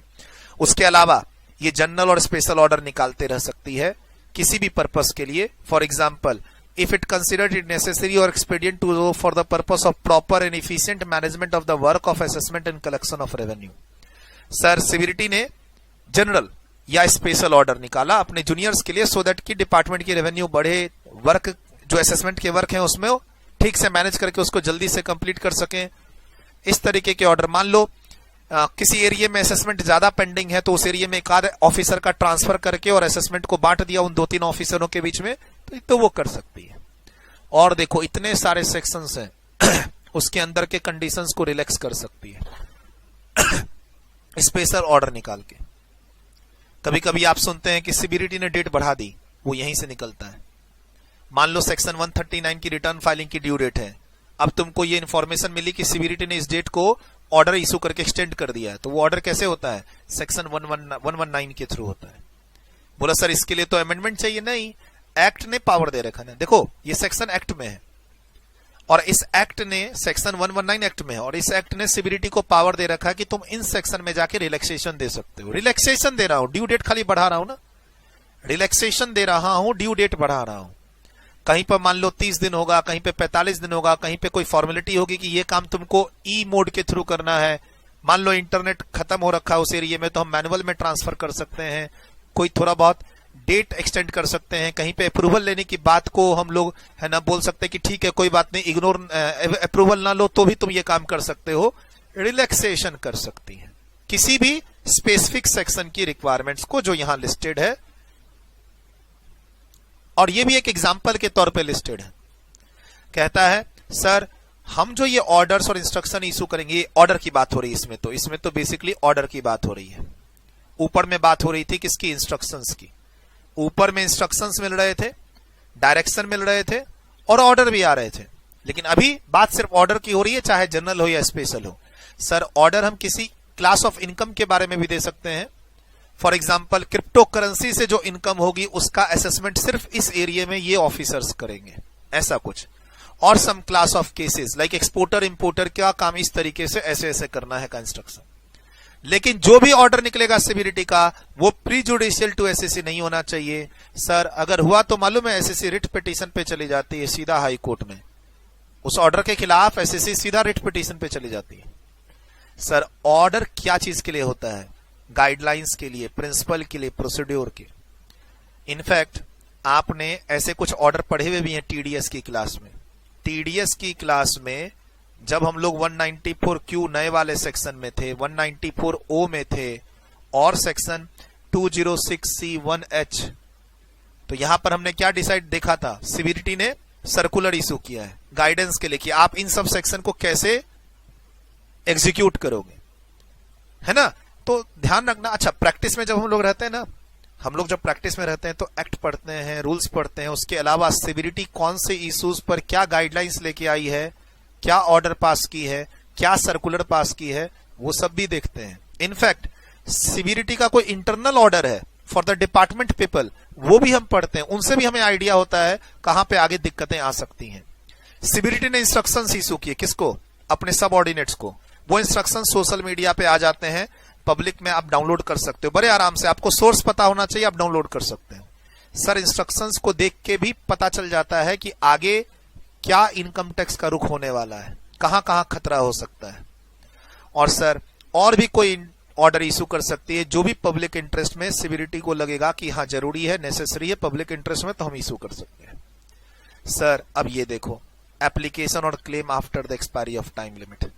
तुम रिटर्न लेट से फाइल कर रहे हो, तुमको हम कोई एप्लीकेशन बोले थे 30 दिन में लगाने, 6 महीने में लगाने, 2 महीने में लगाने, वो तुमने एप्लीकेशन लेट से लगाई। कोई टाइम लिमिट थी किसी चीज को क्लेम करने की, रिफंड को क्लेम करने की, रिटर्न फाइल करने की, वो टाइम लिमिट एक्सपायर हो गई, तुमने वो काम नहीं किया, तो हम यहां पर उस डेट को एक्सटेंड करके, यानी बिलेटेड एप्लीकेशन, तुम एप्लीकेशन लगा दो एक सीबीडीटी को 119 में और अपने एक्सक्यूजेज लिख दो, कॉन्डोनेशन लेटर जिसको बोलते हैं, सीबीडीटी इंस्ट्रक्शन दे देगी कि हाँ तुम कर सकते हो ये काम। द बोर्ड में बाय जनरल और special order admit an application and claim any exemption, deduction, refund और any other relief under this act after the expiry of the period.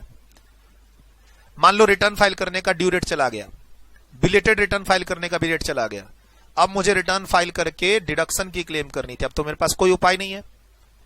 मेरा रिटर्न फाइल करने का ड्यू डेट चला गया, belated return file करने का भी ड्यू डेट चला गया, अब मैं अपना एप्लीकेशन लगाऊंगा 119 में कि ये मेरा रिटर्न है, प्लीज एक्सेप्ट कर लीजिए और मुझे डिडक्शन अलाउ कर दीजिए। 3-4 महीने से मैं डिस्टर्ब था, इस रीजन से मेरा नॉर्मल ड्यू डेट भी चला गया और मेरा बिलेटेड रिटर्न फाइल करने का भी ड्यू डेट चला गया।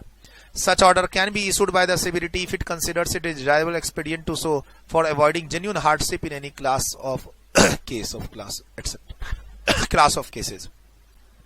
CBDT यहां पर ऑर्डर पास कर सकती है तुम्हारे एप्लीकेशन पे to avoid any hardship on you. However, such order can be issued to any income tax authority. खाली बस तुम अपीलेट ऑथोरिटी पे मत आओ। देखो सीआईटी अपील अगले कहीं आगे के चैप्टर में पढ़ना है हमें, अपील एंड रिवीजन्स में, जो चौथा चैप्टर हमारा असेसमेंट के बाद, वहां लिखा हुआ है कि सीआईटी अपील तुमको 30 दिन के अंदर फाइल करनी है। अब मान लो तुम फाइल नहीं कर पाए तो कॉन्डोनेशन लेटर जो लगाना है तुमको, क्षमा याचना वाला लेटर, वो तुमको सीआईटी अपील में ही लगाना है, सीबीडीटी में आके नहीं लगाना है। CBDT has no power to relax the time limit given for CIT appeal. CIT appeal में कोई टाइम लिमिट है कि 30 दिन के अंदर तुमको ये काम करना है, तो वो 30 दिन का रिलैक्सेशन सीआईटी अपील देगी, सीबीडीटी नहीं देगा। बस ये लाइन यहां पर तुम इंपॉर्टेंट है, ध्यान रखना। सीआईटी अपील के दायरे में सीबीडीटी का कोई ऑर्डर नहीं आएगा वहां की टाइम लिमिट को बढ़ाने के लिए। सर इनफैक्ट चैप्टर 4 यानी हेड्स की रिक्वायरमेंट्स और चैप्टर 6 से डिडक्शन की रिक्वायरमेंट को भी मैं रिलैक्स कर सकता हूं ताकि तुम उसके अंदर का बेनिफिट लो, और उसके लिए भी मैं ऑर्डर पास कर सकता हूं। ठीक है, अब डिडक्शन चैप्टर में क्या लिखा हुआ है कि तुमको डिडक्शन क्लेम करने के लिए टाइम पे रिटर्न फाइल करनी होगी, नहीं कर पाए। 80C में क्या लिखा हुआ है, 31 मार्च तक तुमको इन्वेस्टमेंट कर देनी है 80C का डिडक्शन क्लेम करने के लिए, 1-2 दिन का लेट हो गया।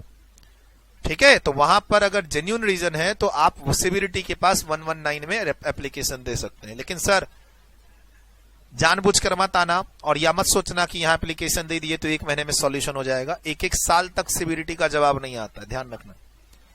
तुमसे कोई ड्यू डेट निकल गई, रिटर्न टाइम पे फाइल नहीं कर पाए, लॉसेस कैरी फॉरवर्ड नहीं हो रहा है, तुमने यहां एप्लीकेशन लगाई है, तो ऐसे मत सोचना कि 15 दिन में सीबीडीटी तुमको बाबू की तरह बुलाएगी और जवाब दे देगी, हाँ भैया मालिक तुम्हारा एक्सेप्ट हो गया एप्लीकेशन। 1-1 साल 1.5 साल लग जाता है। It is a long procedure. Genuine reason हो, अमाउंट हैवी इन्वॉल्व हो, सर रिटर्न फाइल नहीं कर पाए, 400 करोड़ का डिडक्शन नहीं ले पा रहे हैं, रीजन वैलिड है, आ जाओ। सर सीबीडीटी को रीजन भी स्पेसिफाई करना पड़ेगा। Reasons for issuing such order are to be specified therein. कोई ऑर्डर अगर सीबीडीटी पास कर रही है रिलैक्सेशन का कि तुम इनकम का डिडक्शन ले सको, तुम चैप्टर 6 से का डिडक्शन ले सको, तो कर सकती है सीबीडीटी, लेकिन रीजन लिखना होगा। और वही डिजायरेबल है और अवॉइड द हार्डशिप है। लेकिन अब कंडीशन क्या, such order can be issued subject to the following condition. The default in complying with requirement was due to the circumstances beyond the control of the SSC and SSC has complied all the provisions before the completion। मतलब एक जो SSC का default था वो beyond his control था, and दूसरा एओ ने अभी तक असेसमेंट कंप्लीट नहीं किया। मान लो तुम सीबीडीटी के पास एप्लीकेशन लगाने चले गए हो और इधर तुम्हारा एओ ऑर्डर पास कर दे, असेसमेंट ऑर्डर, तो तुम इतने लेट से गए हो सीबीडीटी के पास कि उधर तुम्हारा असेसमेंट ऑर्डर पास हो चुका है।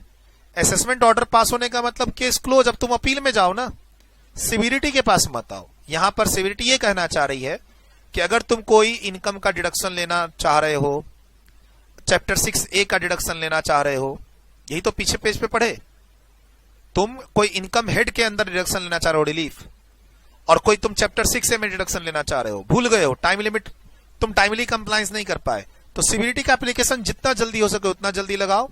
क्योंकि अगर एक बार नॉर्मल एओ ने तुम्हारा असेसमेंट ऑर्डर पास कर दिया तो फिर दिक्कत होगी, यहां पर सीबीडीटी ऑर्डर नहीं पास कर पाएगी। एक तरह से तुमको प्रूफ करना पड़ेगा कि सर मैंने असेसमेंट कंप्लीट होने से पहले सारे कंप्लायंस कर लिए थे और बियॉन्ड माय कंट्रोल कुछ मेरा ऐसे साथ हो गया कि मैं डिडक्शन नहीं ले पाया, और एओ ने देखो ना मेरा असेसमेंट कंप्लीट कर दिया है, तो उसके बाद भी तुम आ जाओ, आ सकते हो, लेकिन तुमको प्रूफ फिर करना पड़ेगा कि सर एओ के असेसमेंट कंप्लीट करने के पहले मैंने सारे कंप्लायंस कर लिए थे, एओ को मैंने रीजन दिए थे लेकिन उन्होंने ऑर्डर पास कर दिया मेरे अगेंस्ट में, अब आप रिलीफ दे दीजिए। ठीक है, चलो सर, लेकिन यहां जो भी ऑर्डर पास होगा वो पार्लियामेंट में जाएगा। प्लीज चौथा नंबर पॉइंट, यहां जो भी रिलैक्सेशन देगा सीबीडीटी, जेन्युइन रीजन होना चाहिए, राइटिंग में ऑर्डर होगा, रीजन ऑर्डर के साथ होना चाहिए, और ये वाला पॉइंट चौथे नंबर पॉइंट के अंदर ध्यान रखना है क्या, कि पार्लियामेंट में जाएगा वो डिस्कस होने, एक्सेप्ट होने के लिए, जैसे बजट जाता है वैसे। बाकी बोर्ड में by notification in the official gazette direct any income tax authority और authorities specified in the notification shall be subordinate to such other authority. मतलब टाइम टू टाइम हम नोटिफिकेशन इशू करके ये बोल सकते हैं कि ये अथॉरिटी इस पर्पस के लिए इसको रिपोर्ट करेगी, ये अथॉरिटी इस पर्पस के लिए इसको रिपोर्ट करेगी, ये इसकी सबऑर्डिनेट होगी, उसको इसका ऑर्डर मानना पड़ेगा, टाइप ऑफ चीज हम टाइम टू टाइम एक रिपोर्टिंग हायरार्की सेट कर सकते हैं। कौन किसको रिपोर्ट करेगा, कौन किसके अंदर काम करेगा, ठीक है, कौन किसके अंदर काम करेगा। एसईसी को हेडवाइज कोई रिलैक्सेशन चाहिए, कोई डिडक्शन चाहिए जो वो नहीं ले पाया टाइम पे, या फिर कोई एप्लीकेशन है या जो कोई क्लेम है वो है ना आफ्टर एक्सपायरी करना चाहता है, या फिर जनरल और स्पेशल ऑर्डर, और या फिर instructions to ordinate subordinate authorities. तो पहला डिपार्टमेंट के लिए है, पांचवा पांचवा डिपार्टमेंट के लिए है, इसमें एसएससी कहीं नहीं इन्वॉल्व है पहले और पांचवे में, दूसरे में एसएससी इन्वॉल्व हो सकता है, तीसरे में एसएससी इन्वॉल्व हो सकता है, चौथे में एसएससी इन्वॉल्व हो सकता है। तुम टैक्स पेयर हो, तुमको कोई रिलैक्सेशन चाहिए, एग्जाम में मान लो तुमने रिटर्न फाइल की लेट से और तुम्हारा लॉस कैरी फॉरवर्ड नहीं हो रहा है, तो एग्जाम में पूछा व्हाट इज द सॉल्यूशन, ये लॉस कैसे कैरी फॉरवर्ड होगा, ड्यू डेट जा चुकी है, रिटर्न आप फाइल कर रहे हो, तो सर 119 में सीवीडीटी को एप्लीकेशन लगा के हम रिलैक्सेशन ले सकते हैं। आंसर आपका ये होना चाहिए, है ना। कोई भी डेडलाइन तुम मीट नहीं कर पा रहे हो तो वहां आंसर लिख दो कि तुमको ये बेनिफिट लेने के लिए, ये डेडलाइन के लिए कंप्लायंस करना था, alternatively now you can make the application to CBDT under section 119 for some relaxation. एक लाइन लास्ट में ऐड कर सकते हो, पूछे तो कि what are remedies to the assessee. मैंने रिटर्न लेट से फाइल की, मैं डिडक्शन नहीं ले पा रहा हूं, क्या रेमेडीज है? 119 सीबीडीटी। मैंने लेट से रिटर्न फाइल की, बिलेटेड रिटर्न फाइल की, और मैं कुछ लॉसेस को कैरी फॉरवर्ड नहीं करवा पा रहा हूं, क्या है मेरे पास पावर? एसएससी के पास रेमेडीज क्या है? 119 में एप्लीकेशन। तो आप ये थोड़ा सा कनेक्ट कर देना एग्जाम में जहां जरूरत पड़ेगी। टैक्स पेयर चार्टर, ये जो फेसलेस असेसमेंट हो रहे हैं, फेसलेस अपील हो रहे हैं, फेसलेस पेनल्टी हो रही है, तो वो इसी टैक्स पेयर चार्टर को बीजेपी गवर्नमेंट ने अडॉप्ट किया है बना के। बीजेपी गवर्नमेंट के अंदर ही तो सब कुछ हुआ है, ये फेसलेस वाली बात और ऑनलाइन रिटर्न की कंप्लायंस वाली बात, सब ऑनलाइन पोर्टल का रिवैम्प हुआ है। Transparency, income tax officer income tax के कंप्लायंस में ट्रांसपेरेंसी मेंटेन करेगा, यानी ब्राइब लेके काम ना करे, और जो एसएससी है वो प्रॉपर रिटर्न फाइल करे, प्रॉपर टैक्स फाइल करे, टैक्स की चोरी ना करे। कि कुछ इंस्ट्रक्शंस, मतलब कुछ ये दे रखा है, tax payer charter a kind of 1 page document जो सीबीडीटी ने बेसिकली इशू किया, और उसके बाद मतलब टैक्स चार्टर बनाया गया और सीबीडीटी ने उसको इनकम टैक्स में अडॉप्ट कर लिया। एक टीम बनी, उस टीम ने इसको सेट किया और उसको हम अडॉप्ट कर लिया सीबीडीटी ने कि हम इनकम टैक्स के कंप्लायंस के लिए टैक्स पेयर चार्टर को अडॉप्ट करते हैं। इसमें जो बात लिखी है उसको हम फॉलो करेंगे और उसके लिए हम टाइम टू टाइम गाइडलाइंस भी इशू करेंगे। टैक्स पेयर चार्टर में क्या लिखा हुआ है? इसमें कुछ रिस्पॉन्सिबिलिटीज टैक्स पेयर को दी गई है कि सुनो, तुम जो टैक्स का कंप्लायंस करोगे तो ये पॉइंट्स तुमको फॉलो करने, लाइक टाइम पे रिटर्न फाइल करना है, टाइम पे टैक्स जमा करना है, टीडीएस का कंप्लायंस करना है, कोई नोटिस आए तो उसका रिप्लाई करना है, अपनी इनकम की प्रॉपर रिपोर्टिंग देनी है, टाइप ऑफ चीज। 7-8 पॉइंट, और ऐसे ही 7-8 पॉइंट डिपार्टमेंट के लिए भी है। तो टैक्स पेयर चार्टर वो एक पब्लिक डॉक्यूमेंट है और सीबीडीटी ने फिर उसको अडॉप्ट कर लिया। CBDT shall adopt and declare a taxpayer charter and issue such order, instruction, direction or guidelines to other income tax authority as may it deem fit for the administration of such charter. Basically, transparency. We will maintain the transparency and we will, क्या कहते हैं उसको, honest जो tax payers हैं उसको हम लोग है ना रिकॉग्नाइज करेंगे। We will recognize the honest taxpayers and we will maintain the transparency. Honoring the honest with maintaining transparency. तो ट्रांसपेरेंसी के लिए तो ये लोग फेसलेस में गए, और क्या है। और एक बीजेपी लेड गवर्नमेंट का एक है ऑनरिंग द ऑनेस्ट। जो भी ऑनेस्ट टैक्स पेयर्स हैं उनको हम डिस्टर्ब नहीं करेंगे। टैक्स पेयर चार्टर्ड का एक की एट्रीब्यूट्स है जिसको अब सीबीडीटी ने अडॉप्ट कर लिया। अगर मैं सारे कंप्लायंस कर रहा हूं तो क्यों मेरे पास नोटिस आएगी, क्यों पेनल्टी मेरे ऊपर लगेगी, ऐसा। ठीक, तो सेक्शन एक तरह से यहां एमसीक्यू सेक्शन पे पूछेगा तो पूछेगा, और तो इसके अंदर कुछ नहीं। एमसीक्यू सेक्शन को लेके पूछ सकता है कि टैक्स पेयर चार्टर्ड को क्या इनकम टैक्स ऑफिसर्स फॉलो करेंगे, तो yes, it is adopted by CBDT as per section 119A, और टैक्स पेयर चार्टर में जो भी बात लिखी है उनको इनकम टैक्स ऑफिसर्स को मानना पड़ेगा, टाइप ऑफ चीज। Jurisdiction of income tax authorities, just for reading purpose मैंने पहले ही लिखा हुआ है, लेकिन जो अगला सेक्शन है 120 के बाद जो अगला सेक्शन है 124, ज्यूरिस्डिक्शन ऑफ असेसिंग ऑफिसर, वो इंपॉर्टेंट है। 2-4 छोटी छोटी चीज बची है, कुल मिला के 3 सेक्शन बचे हैं। बोला सर 3 सेक्शन कैसे, बता देता हूं एक बार। सिर्फ अब 3 सेक्शन हमें बचे हैं इस क्लास में करने को। क्यों सर, ये तो ज्ञान है, ये ज्ञान है ना, फेसलेस अप्रूवल एंड रजिस्ट्रेशन, वही फेसलेस प्रोसीड्योर, 3 बातें, और वो स्कीम आ जानी चाहिए 2022 तक, और पार्लियामेंट स्कीम अगर आएगी या कोई नोटिफिकेशन आएगा विद सम मॉडिफिकेशन तो पार्लियामेंट में जाएगा। तो ये सब बात तो तुम पढ़ रहे हो। खाली मैंने ये सेक्शन दिया रीडिंग पर्पस के लिए 293D, जिसमें कहा गया है कि इनकम टैक्स में कोई अप्रूवल लेना है, इनकम टैक्स में कोई रजिस्ट्रेशन लेना है, तो इनकम टैक्स अप्रूवल और रजिस्ट्रेशन देने का काम भी फेसलेस करने जा रही है by issuing some scheme. So that कि तुम ऑफिसर से ना मिलो। टीडीएस की क्लास में बताया था ना 197 का ऑर्डर लेने के लिए एप्लीकेशन लगानी पड़ती है। ठीक ऐसे ही ट्रस्ट में आपको ट्रस्ट को रजिस्टर्ड करवाना पड़ता है। ऐसे ही मान लो तुम 80G का डोनेशन लेने के लिए अपने आप का अप्रूवल लोगे 80G में, तो ये सब मैनुअल होता है जिसमें तुमको डिपार्टमेंट में जाके रिटर्न डॉक्यूमेंट फाइल करना पड़ता है। डिपार्टमेंट सबको क्या करने जा रही है? ऑनलाइन। ठान ली है जिस भी सेक्शन में चाहे उसके आसपास सबको ये फेसलेस करेगी। तो सर इसमें तो ये बात तो मैं ऑलरेडी समझा चुका हूं, रिपीट हो रहा है। खाली तुमको इस सेक्शन में ये जानना था कि भाई कौन सा प्रोसेस फेसलेस में जा रहा है, तो वो लिखा हुआ है अप्रूवल और रजिस्ट्रेशन का प्रोसेस। एग्जाम में क्वेश्चन नहीं आएगा कि like right a short notes on section 293D, ऐसे कोई क्वेश्चन नहीं आएगा, रीडिंग पर्पस।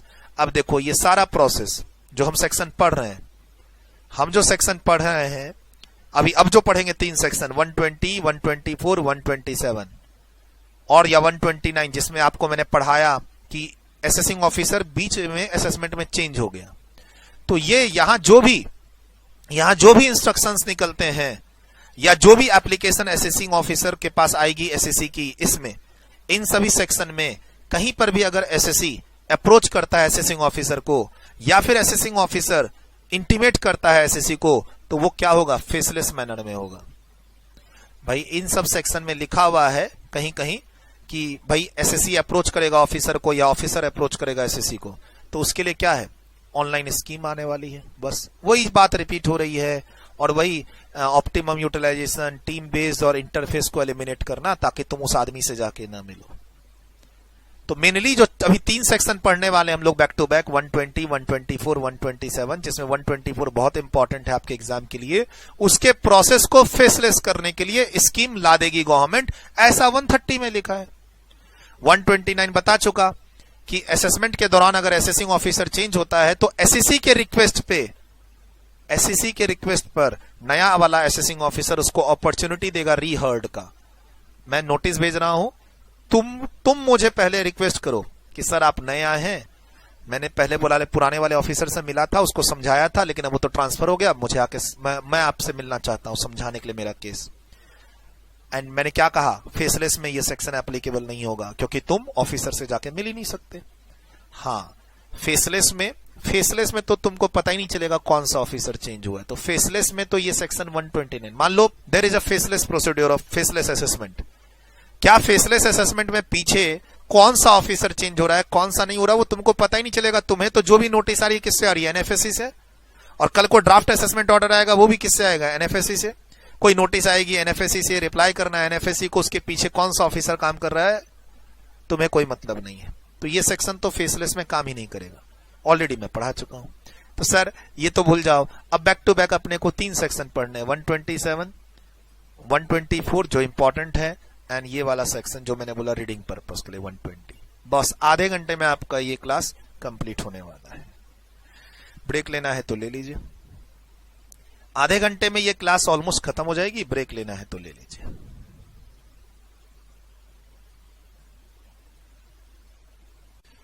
चलिए सर पढ़ते हैं इसको समझते हैं क्या लिखा हुआ है। सेक्शन 120 जुरिस्डिक्शन देता है इनकम टैक्स अथॉरिटी का। सर इनकम टैक्स अथॉरिटी में commissioner of income tax, principal commissioner of income tax सब आ जाएंगे ना, सिविरिटी के नीचे के लोग सारे ही आ जाएंगे। और अल्टीमेट डिसीजन मेकर यहां पर कौन है? सिविरिटी। सिविरिटी ही है जो डायरेक्शन इशू करेगी, वर्क असाइन करेगी, ऑर्डर पास करेगी। सिविरिटी ही है जो अब आगे काम देगी किसको? इनकम टैक्स अथॉरिटी को। तो बैक टू बैक 2 सेक्शन है हमारे पास अभी। एक यहां पे है jurisdiction of income tax authority और एक यहां पे है जुरिस्डिक्शन ऑफ असेसिंग ऑफिसर। इसमें थोड़ा इंटरेस्टिंग है, कुछ एसएससी की लड़ाई है यहां पे, है ना, और उससे रिलेटेड एग्जाम में क्वेश्चन भी आता है 3-4 मार्क्स का, तो उसको भी मैं बताऊंगा उस पॉइंट पे जब जाऊंगा। तो फिलहाल क्या कहता है? The income tax authority shall exercise all or any power और perform all or any function assigned to such authority. भैया तुमको वो सारे काम करने हैं, वो सारे वर्क परफॉर्म करने हैं, वो सारे फंक्शन करने हैं, वो सारे पावर तुमको मिल जाएंगे। जो भी पावर तुमको मिलेगा किससे? सिविरिटी के डायरेक्शन से। सिविरिटी डायरेक्शन इशू करेगी, इनकम टैक्स अथॉरिटी उस डायरेक्शन के हिसाब से अपने पास सारे पावर रख लेगी, सारे फंक्शन परफॉर्म करेगी जो भी सिविरिटी डायरेक्शन में बोलेगी। बस सिंपल। यानी इनकम टैक्स अथॉरिटी का जुरिस्डिक्शन अल्टीमेटली किसके कंट्रोल में है? सिविरिटी के कंट्रोल में। सिविरिटी है ना, highest income tax authority severity, और वो अब नीचे काम दे रही है सबको। कहता है the direction of the board may authorise any other income tax authority to issue order in writing for exercise of power and performance of the function by any of subordinate. सारे काम पीछे सेंट्रल गवर्नमेंट नहीं करना चाहती थी। यहां पर जब हम लोग थे तो क्या कहा, सेंट्रल गवर्नमेंट को अपॉइंट करने का पावर है, लेकिन सेंट्रल गवर्नमेंट बोलती है सुनो, बोर्ड से लेकर कमिश्नर तक के लोग, नीचे के लोगों को तुम हायर कर लो, आईटीओ को, इंस्पेक्टर को, टीआरओ को, उनको भी मैं ही हायर करूं। ऐसे ही यहां पर बोर्ड सिविरिटी बोल रही है सुनो इनकम टैक्स अथॉरिटी, सुनो कमिश्नर, तुमको नीचे इनकम टैक्स ऑफिसर से क्या काम कराना है वो अब तुम आगे ऑर्डर पास कर दो, तुम देख लो अब तुमको क्या कराना है। या फिर सिविरिटी यहां बोलती है सुनो चीफ कमिश्नर, सुनो चीफ कमिश्नर, तुमको कमिश्नर से क्या काम कराना है अपने सबऑर्डिनेट से, उससे रिलेटेड तुम ऑर्डर पास कर दो, मैं कितना दिमाग लगाऊंगा, इतनी लंबी हिरार्की है नहीं क्या सर। अब सोचो सिविरिटी के नीचे कितने लोग हैं, ठीक, और वो एक अकेला आदमी थोड़ी होगा, पूरे इंडिया में एक ही इंस्पेक्टर होगा, नहीं ना, इतने सारे इंस्पेक्टर होंगे, इतने सारे आईटी होंगे, इतने सारे असिस्टेंट कमिश्नर होंगे, सबको अब सिविरिटी डायरेक्शन देती रहे तो होगा। तो सिविरिटी बोलती है सुनो, मैं किसी को भी ऑथराइज कर सकती हूं आगे ऑर्डर देने के लिए अपने सबऑर्डिनेट को। तो यानी अब सपोज करो सिविरिटी डायरेक्शन देती है किसको, चीफ कमिश्नर को, कि तुम कोई भी फंक्शन वर्क परफॉर्मेंस दे सकते हो, किसको, से ज्वाइंट कमिश्नर को, एडिशनल कमिश्नर को, तो वो भी वैलिड माना जाएगा। सर ये जो डायरेक्शन निकलेगा या ऑर्डर निकलेगा वो किस बेसिस पे निकलेगा, टेरिटोरियल एरिया के बेसिस पे निकल सकता है, पर्सन और क्लास ऑफ पर्सन के बेसिस पे निकल सकता है, इनकम और क्लास ऑफ इनकम के बेसिस पे निकल सकता है, case and class of cases के बेसिस पे निकल सकता है। व्हाट काइंड ऑफ केसेस, इस तरह के केसेस को इस तरीके से हैंडल करने का ऑर्डर। सैलरीड क्लास, अब जैसे क्लास ऑफ पर्सन का मतलब सर जिनको सैलरी आ रही है वो वाले लोगों के कंप्लायंस के लिए हम कुछ भी ऑर्डर दे सकते हैं अपने जूनियर को, सबऑर्डिनेट्स को, कि तुम इस तरीके से काम करोगे, डायरेक्शन ही तो देना है या ऑर्डर्स देने हैं, ठीक। फिर कहता है कि बोर्ड में बाय जनरल और special order and subject to such condition, restriction, limitations और be specified therein authorise any principal director, general director, general principal director, director. ये थोड़े अलग से लोग होते हैं, जनरली जो हमारे नॉर्मल एडमिनिस्ट्रेटिव वर्क होते हैं उसमें ये इन्वॉल्व नहीं होते जब तक ऊपर से इनको ऑर्डर ना आए। तो वही बोल रहा है सर, मेनली हम लोग क्या पढ़ते हैं, अगर असिस्टेंट कमिश्नर को कोई दिक्कत है तो कमिश्नर के पास जाए, कमिश्नर को कोई दिक्कत है तो प्रिंसिपल कमिश्नर, प्रिंसिपल कमिश्नर को कोई दिक्कत है तो चीफ कमिश्नर, मतलब मेनली काम कमिश्नर वाले लोगों से होता है, ठीक है। लेकिन अब ना काम से उनके पास ज्यादा हो गया, उनको सपोर्ट चाहिए, तो फिर अब बोर्ड क्या बोलती है, ठीक है हम time to time order issue करेंगे और ऑथराइज करेंगे किसको, director, principal director, director general, principal director general को, कि तुम भी वो सब काम कर सकते हो जो हम तुम्हें दूसरे अदर अथॉरिटी को देते हैं, वही काम हम तुमको दे रहे हैं, तुम कर लो। तो सर टाइम टू टाइम इनको काम असाइन किया जाएगा। मान लो ये काम कमिश्नर की जगह डायरेक्टर कर सकता है, ये काम प्रिंसिपल कमिश्नर की जगह प्रिंसिपल डायरेक्टर कर सकता है, टाइम टू टाइम ये ऑर्डर निकल सकते हैं। ऐसे ही यहां पे बोर्ड एम्पावर कर रही है किसको, ये कमिश्नर तक के लोगों को, टॉप से लेकर कमिश्नर तक के लोगों को, लेकिन इसमें डायरेक्टर इन्वॉल्व नहीं है। तो बोर्ड इनको एम्पावर कर सकती है कि सुनो तुम आगे ऑर्डर पास करके किसी भी ज्वाइंट डायरेक्टर को, ज्वाइंट कमिश्नर को, एडिशनल डायरेक्टर को, असिस्टेंट एडिशनल कमिश्नर को असेसिंग ऑफिसर वाले काम दे सकते हो। हमने क्या पढ़ा, असेसिंग ऑफिसर में जनरली कौन होते हैं, ITO, assistant commissioner, deputy commissioner, assistant director, deputy director. लेकिन बोर्ड बेसिकली ऑर्डर के बेसिस पर काम एओ हम किसको बना सकते हैं, ज्वाइंट डायरेक्टर को, एडिशनल डायरेक्टर को, वही बात यहां लिखी है। तो joint director, additional director, joint commissioner, additional commissioner को हम असेसिंग ऑफिसर वाले काम असाइन कर सकते हैं, का पावर बोर्ड किसको दे रही है, कमिश्नर को, प्रिंसिपल कमिश्नर को, चीफ कमिश्नर को, प्रिंसिपल चीफ कमिश्नर को, डायरेक्टर जनरल को, प्रिंसिपल डायरेक्टर जनरल को। यहां पर डायरेक्टर नहीं है, ध्यान रखना, यहां पर डायरेक्टर जनरल है, प्रिंसिपल डायरेक्टर जनरल है, लेकिन डायरेक्टर नहीं। तो डायरेक्टर लिख के क्रॉस कर दो, डायरेक्टर लिख के क्रॉस कर दो।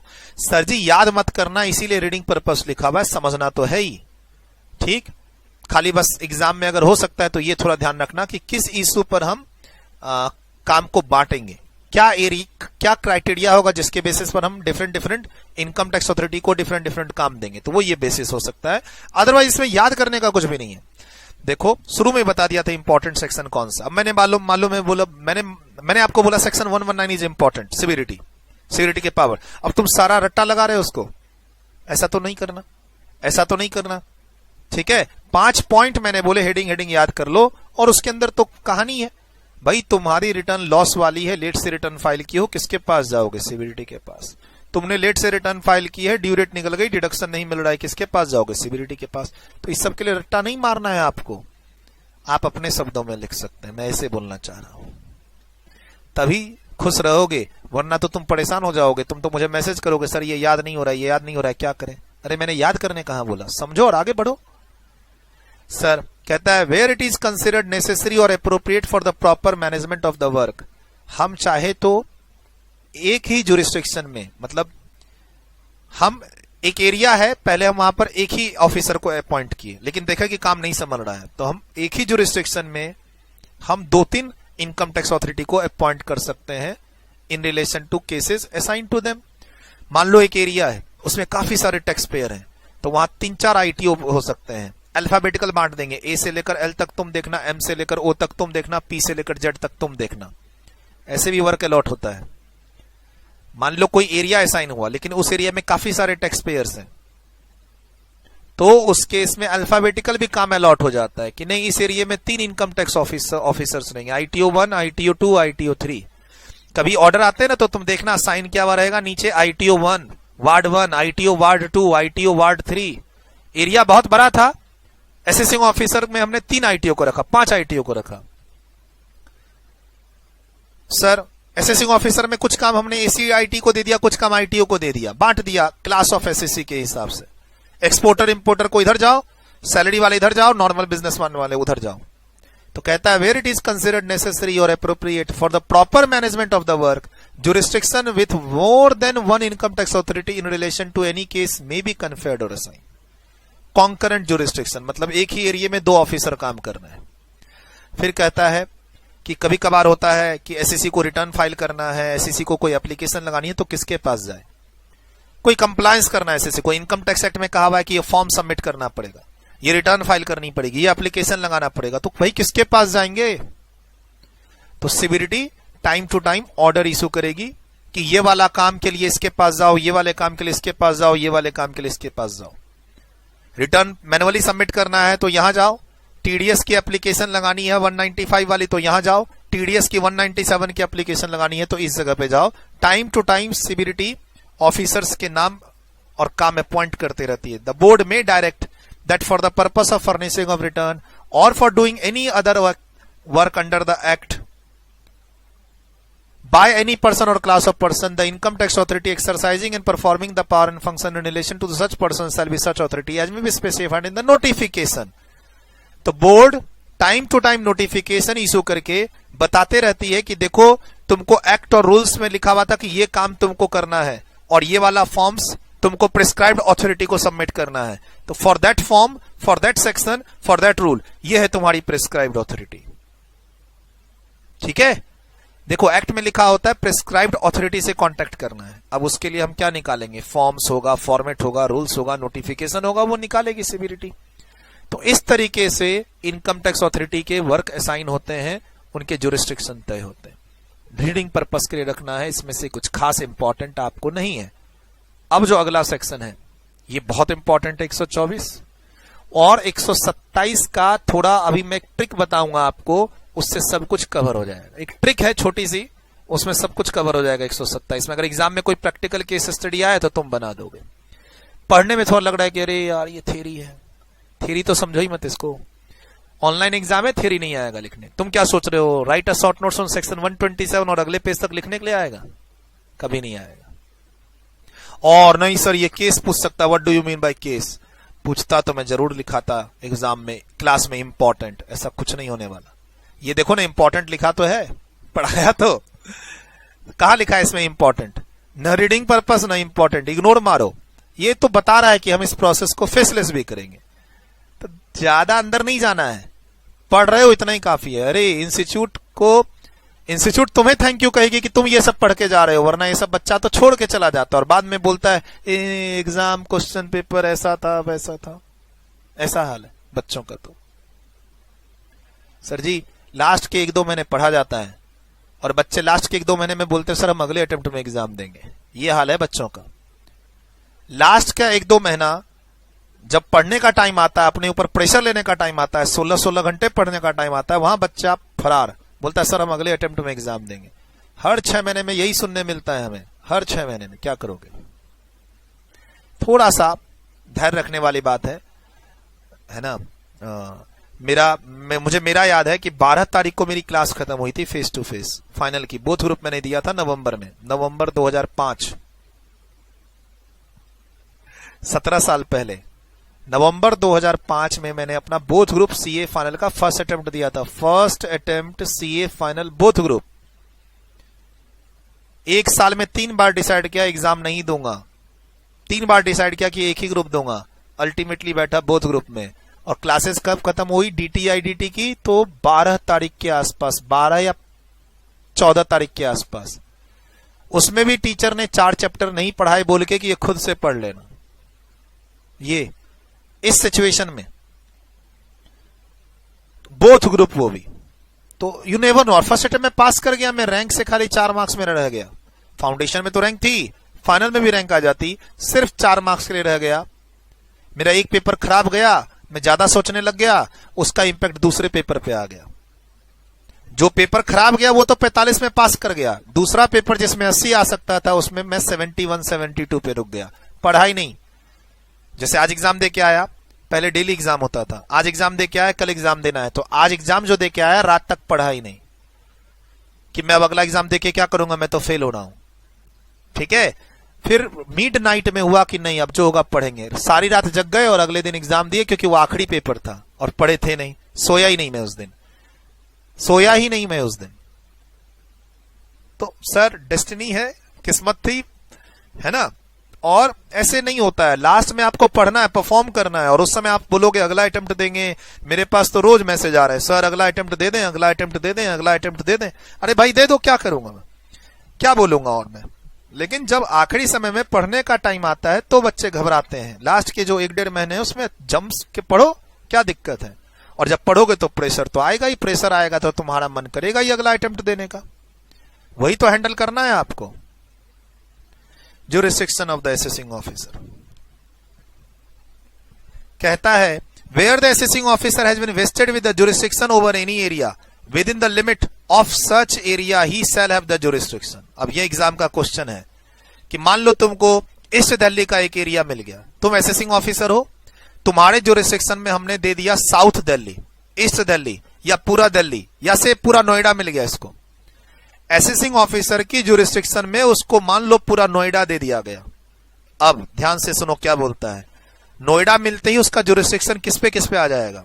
जो लोग नोएडा में बिजनेस चला रहे हैं और या फिर जो लोग नोएडा में रह रहे हैं, दोनों पे उस असेसिंग ऑफिसर का जुरिस्डिक्शन आ जाएगा।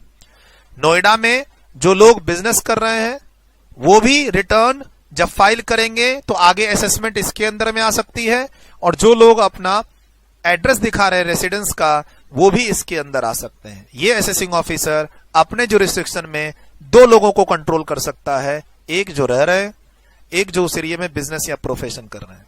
बोला सर मेरा ब्रांच एक जगह है, दूसरी जगह हेड ऑफिस है, तो हेड ऑफिस के हिसाब से जुरिस्डिक्शन देख के तुम्हारा एओ फिक्स होगा। मान लो नोएडा में मैं असेसिंग ऑफिसर हूं और नोएडा मेरे अंदर आता है, लेकिन नोएडा में सिर्फ तुम्हारा ब्रांच है, तुम्हारा हेड ऑफिस दिल्ली में है, तो मैं तुम्हारा असेसिंग ऑफिसर नहीं हूं। लेकिन अगर तुम नोएडा में रहते हो मैं तुम्हें यहां फंसा लूंगा कि हां मैं ही तुम्हारा असेसिंग ऑफिसर हूं।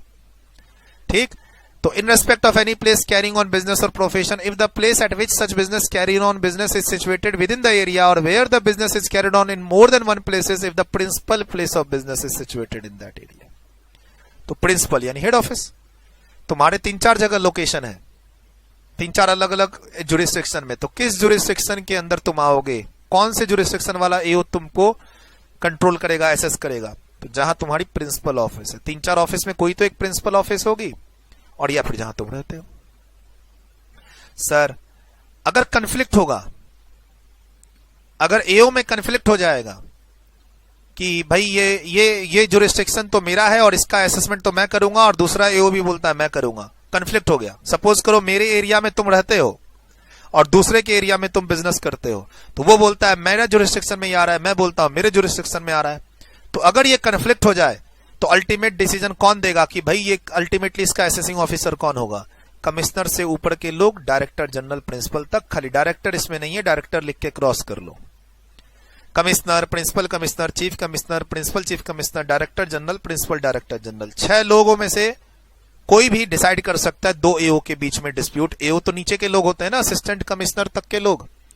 एओ में कौन होता है? Assistant commissioner, deputy commissioner, joint commissioner, additional commissioner. तो उनके बीच में अगर कोई डिस्प्यूट है एरिया को लेके तो सीनियर डील कर सकता है ना, ठीक? सीनियर।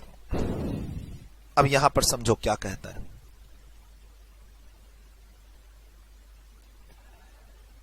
असेसिंग ऑफिसर आईटीओ 1 और आईटीओ 2 के बीच में जुरिस्डिक्शन को लेके डिस्प्यूट हो गया, और ये दोनों आईटीओ के बॉस एक ही कमिश्नर हैं, commissioner of income tax, common है।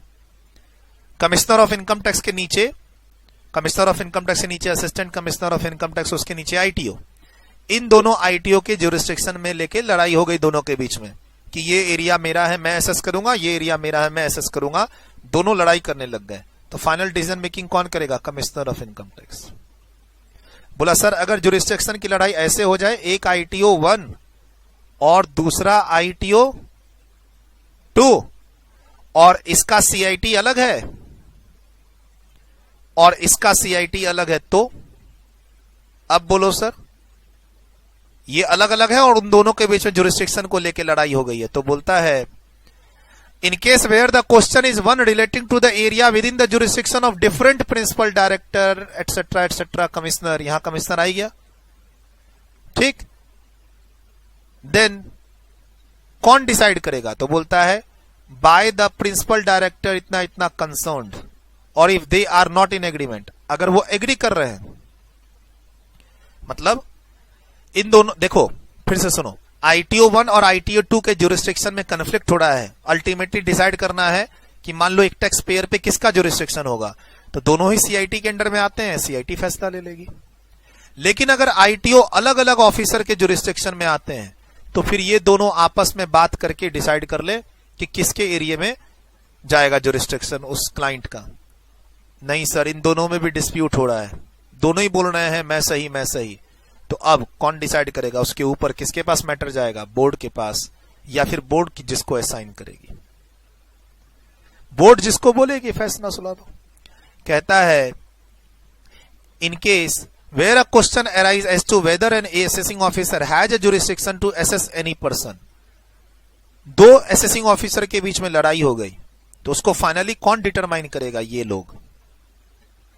अगर दोनों ऑफिसर उन्हीं लोगों के अंदर में आते हैं, लेकिन अब यहां बोलता है जिस ऑफिसर के बीच में कन्फ्लिक्ट था कि भाई ए लिमिटेड को एसेस कौन करेगा, वो ऑफिसर अलग अलग कमिश्नर के अंडर में आते हैं या फिर अलग अलग चीफ कमिश्नर के अंडर में आते हैं, तो फिर वो दोनों कमिश्नर्स, यहां देखो एस लिखा हुआ है यहां पे, वो जितने भी कमिश्नर्स इन्वॉल्व हैं, 2 कमिश्नर इन्वॉल्व थे मेरे एग्जांपल में, ये दोनों मिलकर तय कर लेंगे। बोला सर लड़ाई ऊपर भी हो रही है, लड़ाई नीचे आईटीओ भी नहीं मान रहा है, ए लिमिटेड को एसेस कौन करेगा?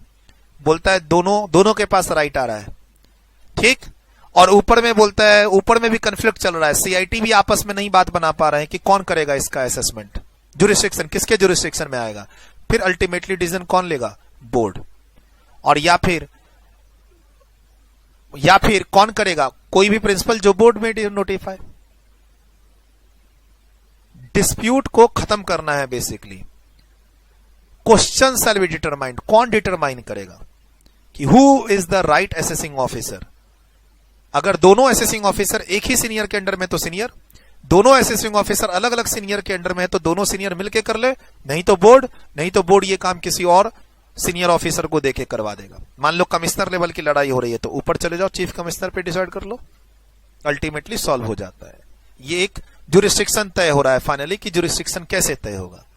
अब देखो ये बहुत इंपॉर्टेंट है और ये एग्जाम के लिए इंपॉर्टेंट है, ये एग्जाम के लिए इंपॉर्टेंट है।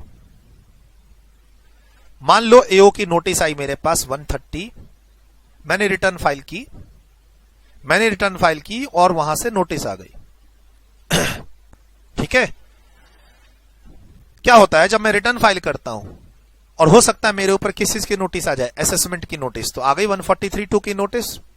अब नोटिस आने के बाद आई कैन ऑलवेज क्लेम कि ये ऑफिसर के पास मेरे ऊपर नोटिस भेजने का राइट नहीं है। कौन? Tax payer. बहुत इंपॉर्टेंट है ये एग्जाम के लिए, 3 to 4 मार्क्स। तभी तो ये सेक्शन पढ़ा रहा हूं मैं, ये सेक्शन नहीं पढ़ाता, सेक्शन 124। ठीक है, पढ़ा इसीलिए रहा हूं क्योंकि यहां से एग्जाम में क्वेश्चन आता है। कहता है कि क्या एसएससी एओ के जुरिस्डिक्शन पे क्वेश्चन मार्क लगा सकता है? नोटिस सही है लेकिन तुम गलत हो। पहले क्या पढ़ाया असेसमेंट चैप्टर में? तुम सवाल उठाओ कि नोटिस गलत आई है, गलत सर्व हुई है, ड्यू लिमिट के बाद सर्व हुई है। सवाल यह है कि नोटिस सही है, नोटिस का कंटेंट भी सही है, नोटिस पे डेट भी सही है, नोटिस को साइन करने वाला आदमी सही नहीं है। तो ये सवाल क्या एसएससी उठा सकता है? नोटिस आने के बाद उठा सकता है, लेकिन 1 महीने के अंदर अंदर या फिर completion of assessment whichever is earlier. तो मान लो नोटिस आई है कब? नोटिस अंडर सेक्शन 143(2) तुमको मिली है 1 जून 2021 को, ठीक, और असेसमेंट कंप्लीट हुआ है इसका। नोटिस आने के बाद असेसमेंट कंप्लीट होगा ना, से असेसमेंट कंप्लीटेड ऑन 31 दिसंबर 2021। तो सर विद इन 1 मंथ, क्या है 1 मंथ है या 30 डेज है? विद इन 1 मंथ, 1 महीने के अंदर अंदर SSC can object the jurisdiction of AO within 1 month, that is कब तक? 1 जुलाई 2021 तक। असेसमेंट तो बाद में ही हुआ है, तो फाइनली आंसर क्या होगा? 1 जुलाई 2021 तक कभी भी एसएससी ऑब्जेक्शन फाइल कर सकता है। अच्छा, एसएससी ने ऑब्जेक्शन उसी को फाइल करना है कि तुम मेरे जुरिस्डिक्शन में, मैं तुम्हारे जुरिस्डिक्शन में नहीं आता। तो अब फिर क्या करेगा ये असेसिंग ऑफिसर? मैटर को ऊपर ले जाएगा और ऊपर से फाइनल करवाएगा कि भैया अब पहले आप ही फाइनल कर दो, मेरे सीनियर कमिश्नर आप ही फाइनल कर दो कि ये मेरे जुरिस्डिक्शन में आएगा कि नहीं आएगा। बट क्या एसएससी के पास राइट है क्लेम करने का कि you are not my jurisdictional assessing officer? Yes है। सर अगर नोटिस भेजने के बाद से असेसमेंट हो गया है, कब? असेसमेंट हो चुका अंडर सेक्शन 143(3), नोटिस भेजा, असेसमेंट कर दिया, कब? 20 जून 2021 को। तो अब तुम्हारे पास 1 महीने का टाइम नहीं है, up to 19 June, up to 19 June तक ऑब्जेक्शन कर सकता है एसएससी कि तुम मेरे जुरिस्डिक्शनल असेसिंग ऑफिसर नहीं हो, whichever is earlier. No person shall be entitled to call in question the jurisdiction of assessing officer where he has made a return after the expiry of 1 month or after the completion of assessment whichever is earlier. अगर उसको notice आई है तो वहां से 1 महीने के अंदर और उसके पहले असेसमेंट हुआ है, तो असेसमेंट के बाद या 1 महीने के बाद यू कैन नॉट ऑब्जेक्ट। तो पहले करेंगे, वही सिखाया। बोला सर रिटर्न फाइल ना की हो तो अगर तुमने रिटर्न फाइल नहीं की है तो तुम्हारे पास 142(1) की नोटिस आएगी, रिटर्न फाइल करो। 148 की नोटिस आएगी, हम इनकम स्केपिंग असेसमेंट करेंगे, या फिर 144 की नोटिस आएगी कि तुम्हारा बेस्ट जजमेंट असेसमेंट क्यों ना करे। सब तुम पढ़ चुके हो, सब तुम पढ़ चुके हो क्लास में, है ना, सब बात पढ़ चुके हो। अगर मैंने रिटर्न नहीं फाइल किया है, 142(1) की नोटिस रिटर्न फाइल करो। जरूरी नहीं है वो आए, सीधा 144 की नोटिस आ सकती है, मैं तुम्हारा असेसमेंट करूंगा, बेस्ट जजमेंट बताओ क्यों ना करूं। और मान लो टाइम पीरियड असेसमेंट का जा चुका, वो 9 months from the end of the assessment year वो जा चुका, तो अब नोटिस भेज के करूंगा क्या तुमको मैं 142(1) की और 144 की? सीधा income escaping assessment 148A and 148 की नोटिस भेजूंगा। तो नोटिस आई, नोटिस में एक टाइम लिखा रहता है, इतने दिन के अंदर रिप्लाई करो। बस नोटिस में जो तुमको टाइम मिला है वहां तक तुम बोल दो कि ये मेरा जुरिस्डिक्शनल एओ नहीं है, उसके बाद तुम नहीं क्लेम कर सकते। और या फिर कहीं असेसमेंट ना हो जाए, विच एवर इज। अच्छा, असेसमेंट तो हुआ ही नहीं है, नोटिस आई है। मान लो कोई भी नोटिस तुम्हारे पास आई है, where he has no where he has made no such return after the expiry of time allowed under this notice for the making of the return or by the notice under this to so cause why the assessment should not be completed to the best of judgment whichever is earlier, तो नहीं होना चाहिए। ठीक है, मान लो notice का order पहले कौन सी नोटिस आई है उसके हिसाब से। इन एनी केस सिंपल समझो कि तुमने रिटर्न फाइल कर दी है, तो रिटर्न फाइल करने के बाद 1 महीने तक का टाइम है तुमको ऑब्जेक्शन फाइल करने का। अगर तुम्हारे पास नोटिस आती है 143(2) की या 142(2) की, नोटिस आ गई, रिटर्न फाइल्ड है, नोटिस आ गई, अब तुम ऑब्जेक्शन फाइल कर दो 10 दिन में, 15 दिन में। असेसमेंट से पहले करना है। ऑब्जेक्शन फाइल कर सकते हो कि ये मेरा जुरिसडिक्शनल एओ नहीं है, मैं इसकी नोटिस नहीं मानता, इस ऑफिसर की नोटिस। और रिटर्न फाइल नहीं करते हो तो कौन सी नोटिस आती है? 142(1), 148, 144। तो वहां पर तुम काउंटर कर सकते हो। नोटिस में जो टाइम अलॉट होगा उसके पहले तुम काउंटर कर दो, क्या कि सर ये मेरा जुरिसडिक्शनल ऑफिसर नहीं हो सकते। तो अगर ऐसा कर दोगे, एसएससी अगर ऐसा कर देता है, तो फिर एओ क्या करेगा? एओ अब तो सेटिस्फाई करना पड़ेगा। If not satisfied with the correctness of the claim, मतलब एसएससी ने क्लेम किया कि तुम मेरे जुरिसडिक्शनल असेसिंग ऑफिसर नहीं हो, अब तुमको लगता है तुम हो, तो तुम अब इस मैटर को ऊपर ले जाओ। Refer the matter for determination before the assessment is made. तुमको असेसमेंट, मैंने नोटिस भेजी, अब मैं असेसमेंट करूंगा, लेकिन उसके पहले एसएससी ने ऑब्जेक्ट कर दिया है, तो अब मैं मैटर को कहां लेके जाऊंगा? अपने सीनियर के पास, यहां पे कमिश्नर के पास या डायरेक्टर जनरल के पास या चीफ कमिश्नर के पास। सर ये इशू आ रहा है, आप डिसाइड कर दीजिए, और जो डिसीजन लेंगे फाइनल होगा। फिर कहता है, where every assessing officer shall have all the power conferred by under this act on an office officer in respect of the income accruing. ठीक है, जो एरिया मुझे मिला है उस एरिया में अगर कोई भी इनकम एक्रू हो रही है और अर्न हो रही है, तो उस इनकम को टैक्स करने का राइट मेरा है। समझ रहे हो? एक एरिया मुझे मिल गया नोएडा, अब नोएडा वाले एरिया से जो भी इनकम अर्न किया जा रहा है, जो भी इनकम रिसीव हो रही है, उसकी असेसमेंट करने का राइट मेरे पास है। I can always send the notice. अच्छा, मान लो मैं दिल्ली में रहता हूं, मैं नोएडा में रहता हूं, दिल्ली में मेरा कोचिंग सेंटर चलता है, तो मान लो नोएडा के असेसिंग ऑफिसर ने मुझे नोटिस भेजा, ठीक है, तो मैं उसको जवाब दूंगा कि सर मेरा ऑफिस दिल्ली में चलता है और मैं दिल्ली जुरिस्डिक्शन में आता हूं और मैं वहीं पे सारे कंप्लायंस कर रहा हूं हर साल से, तो इस बार भी मैं वही करूंगा। तो क्या दिक्कत है? क्या दिक्कत है? एक्सेप्टेड। तो इस तरीके से मुझे फाइट करनी पड़ेगी, नहीं तो वो भी नोटिस भेजेगा और ये भी नोटिस भेजेगा, फायदा क्या होगा? सर अब देखिए यहीं पे क्वेश्चन है, इसी क्वेश्चन को करवाने के लिए मैंने ये सेक्शन आपको पढ़ाया। ऐसे समझो, क्या एओ के जुरिस्डिक्शन को एसएससी ऑब्जेक्ट कर सकता है? हाँ, ऑलवेज, लेकिन विद इन 1 मंथ और before the completion of assessment whichever is earlier. अगर उसने रिटर्न फाइल की है और नोटिस कौन सी आई है? 143(2) की या 142(1) की। ठीक है, यहां पर आप 142(1) भी ऐड कर सकते हो, यहां पे ऐड कर सकते हो किसकी? 142(1). एक बार मैं देख लेता हूं सेक्शन 124 बेयर एक्ट में क्या है। ऐसे तो जरूरत नहीं पड़ती है।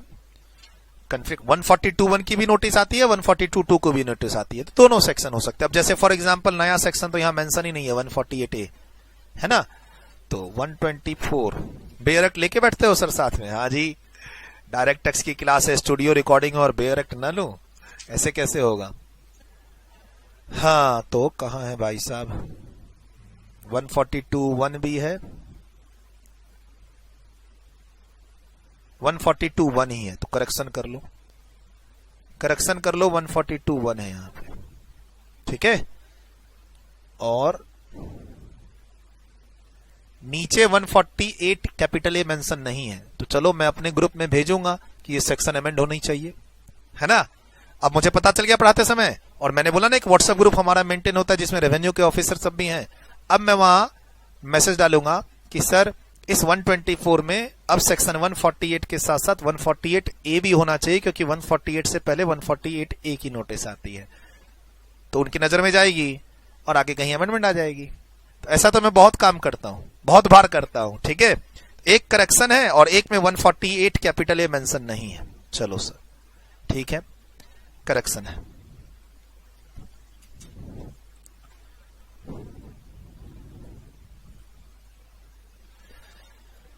बोलता है ऐसे चांस कम होते हैं नोट्स में गलतियों के, और वो गलती पकड़ी भी गई।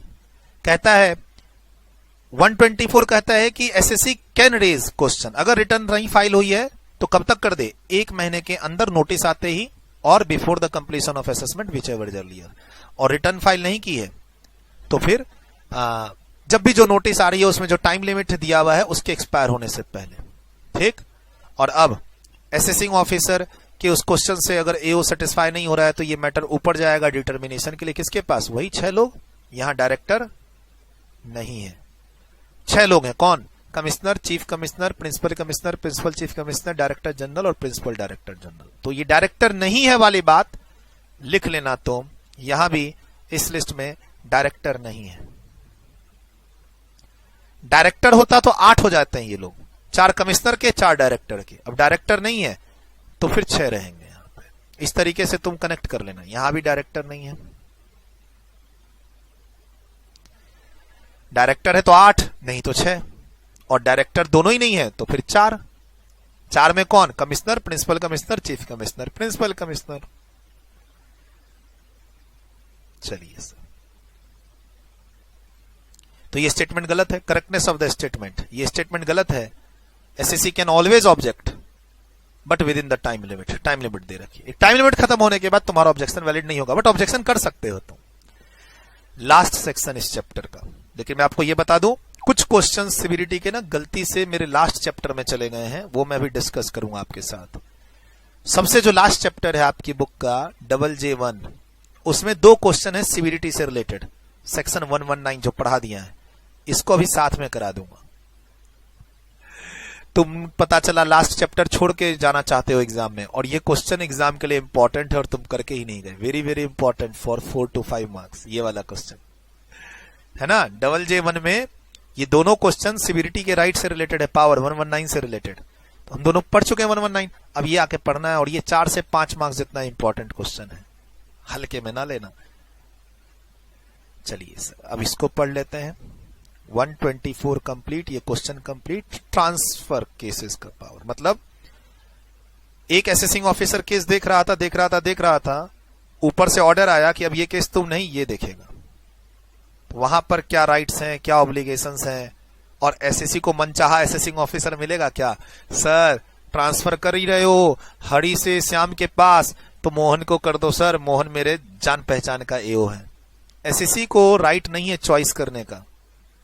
ये डिपार्टमेंट का ये इंटरनल वर्क है कि एक ऑफिसर से काम नहीं संभल रहा है तो उसके केस को इन बिटवीन हम उसके केस को हम दूसरे ऑफिसर को ट्रांसफर कर दें। हाँ, अपॉर्चुनिटी मिलेगी एसएससी को, हम रीजन भी देंगे कि क्यों हम तुम्हारे केस को ट्रांसफर कर रहे हैं दूसरे असेसिंग ऑफिसर के पास। लेकिन यहां चॉइस नहीं चलेगी। एसएससी बोलता है ट्रांसफर कर रहे हो तो ऐसा करो ना, मेरे घर के बगल में एक इनकम टैक्स ऑफिस है, वहीं ट्रांसफर कर दो।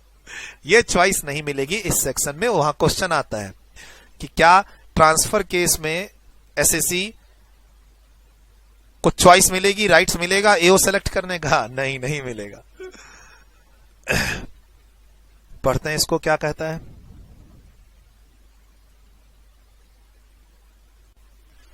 पढ़ते हैं। अगेन ध्यान रखिएगा, सेक्शन 124 की तरह यहां पावर डायरेक्टर को नहीं मिला है। जैसे भी पीछे पढ़े कि डायरेक्टर को पावर नहीं मिला था यहां पर केस डिसाइड करने का। ज्यूरिस्डिक्शन में अगर डिस्प्यूट हो रहा है कि ज्यूरिस्डिक्शन ये पर्सन, ये टैक्स पेयर किसके ज्यूरिस्डिक्शन में आ रहा है, तो उसका डिसीजन सीनियर लेंगे। लेकिन सीनियर की लिस्ट में 6 ही लोग हैं, डायरेक्टर और प्रिंसिपल डायरेक्टर नहीं है इस लिस्ट में। ऐसे ही अभी जो सेक्शन पढ़ रहे हैं 127, केसेस ट्रांसफर करना है, मुझे अपने किसी एक ऑफिसर का केस ट्रांसफर करना है दूसरे ऑफिसर के पास, तो मैं कौन हूं? 6 लोग में से कोई भी हो सकता हूं। डायरेक्टर या प्रिंसिपल डायरेक्टर भी इस लिस्ट में फिर से नहीं है। यहां पे कहता है द प्रिंसिपल डायरेक्टर जनरल है, डायरेक्टर जनरल है, principal chief commissioner, principal commissioner, खत्म। डायरेक्टर है ही नहीं यहां, डायरेक्टर है ही नहीं। तो डायरेक्टर लिखा और क्रॉस कर दिया, तो 2 लोग घट गए, टोटल 6 आ गए आपके पास। डायरेक्टर एंड प्रिंसिपल डायरेक्टर नहीं है, टोटल 6। कहता may transfer any cases from 1 or more assessing officer subordinate to him. मेरे जूनियर है वो, असेसिंग ऑफिसर का केस मैं ट्रांसफर कर रहा हूं। अभी पीछे आपने असेसिंग ऑफिसर का ही ज्यूरिस्डिक्शन पढ़ा नोटिसेस एओ ही भेजता है एसएससी को। अब एक केस में से ऑफिसर मैं बदल रहा हूं। हम लोग नहीं सुनते टीवी न्यूज पे, टीवी में न्यूज़पेपर के भी सीबीआई के इंचार्ज को चेंज कर दिया, अब ये केस सीबीआई की ये विंग ना देख के ये विंग देखेगी टाइप। एक होता है सीबीआई हेड और एक होता है सीबीआई ऑफिसर्स। तो सुनते हैं ना कि इस केस में अब ये सीबीआई ऑफिसर नहीं, अब ये देखेंगे। तो वैसे ही होता है इनकम टैक्स में भी, केस ट्रांसफर कर दिया जाता है। अगर मान लो इस केस को दो income tax officers, assessing officer मिलकर देख रहे थे, तो उसमें से किसी एक को या दोनों को हम ट्रांसफर कर सकते हैं। वो केस को उनको नहीं ट्रांसफर करना है, वो वहीं रहेंगे उसी ऑफिस में। उस केस को हम दूसरे ऑफिस में ट्रांसफर कर देंगे, दूसरे ऑफिसर के पास। ट्रांसफर ऑफिसर को नहीं करना है, ट्रांसफर किसको करना है? केसेस को। ऑफिसर जो जहां है वही रहेगा। कहता है एक वन और more assessing officer subordinate to him, जो मेरे अंदर में आ रहे हैं। मान लो मैं कमिश्नर हूं, तो मेरे ट्री, मेरे हिरार्की में जो नीचे आ रहे हैं कौन? असेसिंग ऑफिसर, जिसके लिए मैं अल्टीमेटली बॉस हूं, कमिश्नर हूं या चीफ कमिश्नर हूं। तो मैं अगर मान लो चीफ कमिश्नर हूं, तो मेरे नीचे कोई ना कोई कमिश्नर होगा, उनके नीचे कोई ना कोई एसीआईटी होगा, और उसके नीचे फिर कोई ना कोई मान लो आईटीओ होंगे। तो आईटीओ या एसीआईटी का एक केस दूसरे के पास ट्रांसफर कर दूंगा, दोनों मेरे ही अंडर में। ऑल्सो सबऑर्डिनेट टू हिम, मैं अपने ही अंडर के एक ऑफिसर से केस को निकालूंगा और केस को दूसरे ऑफिसर के अंडर में डाल दूंगा। वेदर विद और विदाउट कॉन्करेंट जुरिस्डिक्शन, मतलब मान लो एक केस को दो ऑफिसर देख रहे हैं, तो हो सकता है मैं दोनों को बदल दूं या किसी एक को। ठीक, लेकिन कंडीशन है एसएससी को रीजनेबल अपॉर्चुनिटी देने की होगी, मतलब उसको बताना होगा कि ऐसा हो रहा है तुम्हारे साथ, ये केस जो तुम्हारा ये ऑफिसर देख रहा था अब ये नहीं ये देखेगा, और रीजन भी बताना पड़ेगा। रीजन भी बताना पड़ेगा साथ में। हो सकता है एसएससी ने ही कंप्लेन की हो, है ना, हो सकता है एसएससी ने ही कंप्लेन की हो, लेकिन रीजन रिकॉर्डिंग पे लाना पड़ेगा। ये जो ऑर्डर पास होगा ट्रांसफर ऑफ द केस का, इसके लिए जो भी ऑर्डर पास होगा या डायरेक्शन इशू होगा, उस पे रीजन लिखना होगा। किस रीजन से ये केस मिस्टर ए से मिस्टर बी के पास जा रहा है। बोला सर अगर जिसके पास जा रहा है ऑफिसर के पास, वो ऑफिसर किसी दूसरे कमिश्नर की टीम में फॉल कर रहा हो तो, यानी मेरे अंदर में जो असेसिंग ऑफिसर, मैं कमिश्नर हूं, मेरे अंदर में असेसिंग ऑफिसर है और उसके अंदर में एक केस है। अब वो केस किसी और असेसिंग ऑफिसर के पास जा रहा है और वो किसी और कमिश्नर के अंडर में आता है। He is not in my team, जिसको केस जा रहा है, जहां से केस जा रहा है वो असेसिंग ऑफिसर मेरी टीम में है, लेकिन जिसको केस ट्रांसफर होगा वो मेरी टीम में नहीं है, वो किसी दूसरे chief commissioner, commissioner director general की टीम में है। तो अब मैं जो कमिश्नर हूं और वो जो कमिश्नर है, हम दोनों आपस में बात करके एग्री करेंगे और मैं केस को ट्रांसफर करने का ऑर्डर पास कर दूंगा। मैं करूंगा ऑर्डर पास क्योंकि मेरे यहां से केस जा रहा है, लेकिन जिस असेसिंग ऑफिसर के पास अब ये केस जाएगा उसका जो सीनियर है कमिश्नर, और वो और हम एग्री करेंगे, तभी ये केस ट्रांसफर होगा। इसमें भी वही अपॉर्चुनिटी देनी होगी और रिकॉर्ड रीजन करना होगा। लेकिन हम दोनों एग्री ही नहीं कर रहे हैं। एक असेसिंग ऑफिसर से केस दूसरे असेसिंग ऑफिसर के पास जा रहा है, दूसरा असेसिंग ऑफिसर का कमिश्नर कोई और है और इस असेसिंग ऑफिसर का कमिश्नर कोई और है, यानी मैं। अब हम दोनों में एग्रीमेंट ही नहीं हो पा रहा है, मतलब एग्री नहीं कर रहे हैं कि केस ट्रांसफर। वो बोल रहा है ऐसे ही पहले बहुत सारा वर्कलोड है, क्यों ट्रांसफर कर रहे हो? कौन? सामने वाला रोड आया अलग से, क्यों केस ट्रांसफर कर रहे हो? तुम हैंडल करो, तुम ही तो देख रहे थे इतने दिन से, हमारे पास पहले से ही बहुत काम है ना। ऐसा तो होगा ना लड़ाई। तो बोलता अब कौन डील करेगा फिर इस केस को, मतलब कौन अब डिसाइड करेगा इसको कि केस ट्रांसफर होगा कि नहीं होगा? बोर्ड, और या फिर बोर्ड के कहने पे कोई और हायर अथॉरिटी में भी चीफ कमिश्नर को इन्वॉल्व करना पड़ेगा। कमिश्नर अपने किसी असेसिंग ऑफिसर के केस को ट्रांसफर करना चाहता है, अपने ही अंडर में किसी दूसरे असेसिंग ऑफिसर के पास कर सकता है, कोई टेंशन नहीं है। रीजन रिकॉर्ड करो, एसएससी को अपॉर्चुनिटी दो। ठीक, और यहां पर एसएससी कैन नॉट चूज अपने मनपसंद का, ये सर वो वाले ऑफिसर बड़े अच्छे हैं, वो सर ने अग्रवाल है, मैच कर रहा है सर, उनको दे दीजिए केस, बाद में तो हम सेटिंग कर ही लेंगे। ऐसा नहीं होना चाहिए।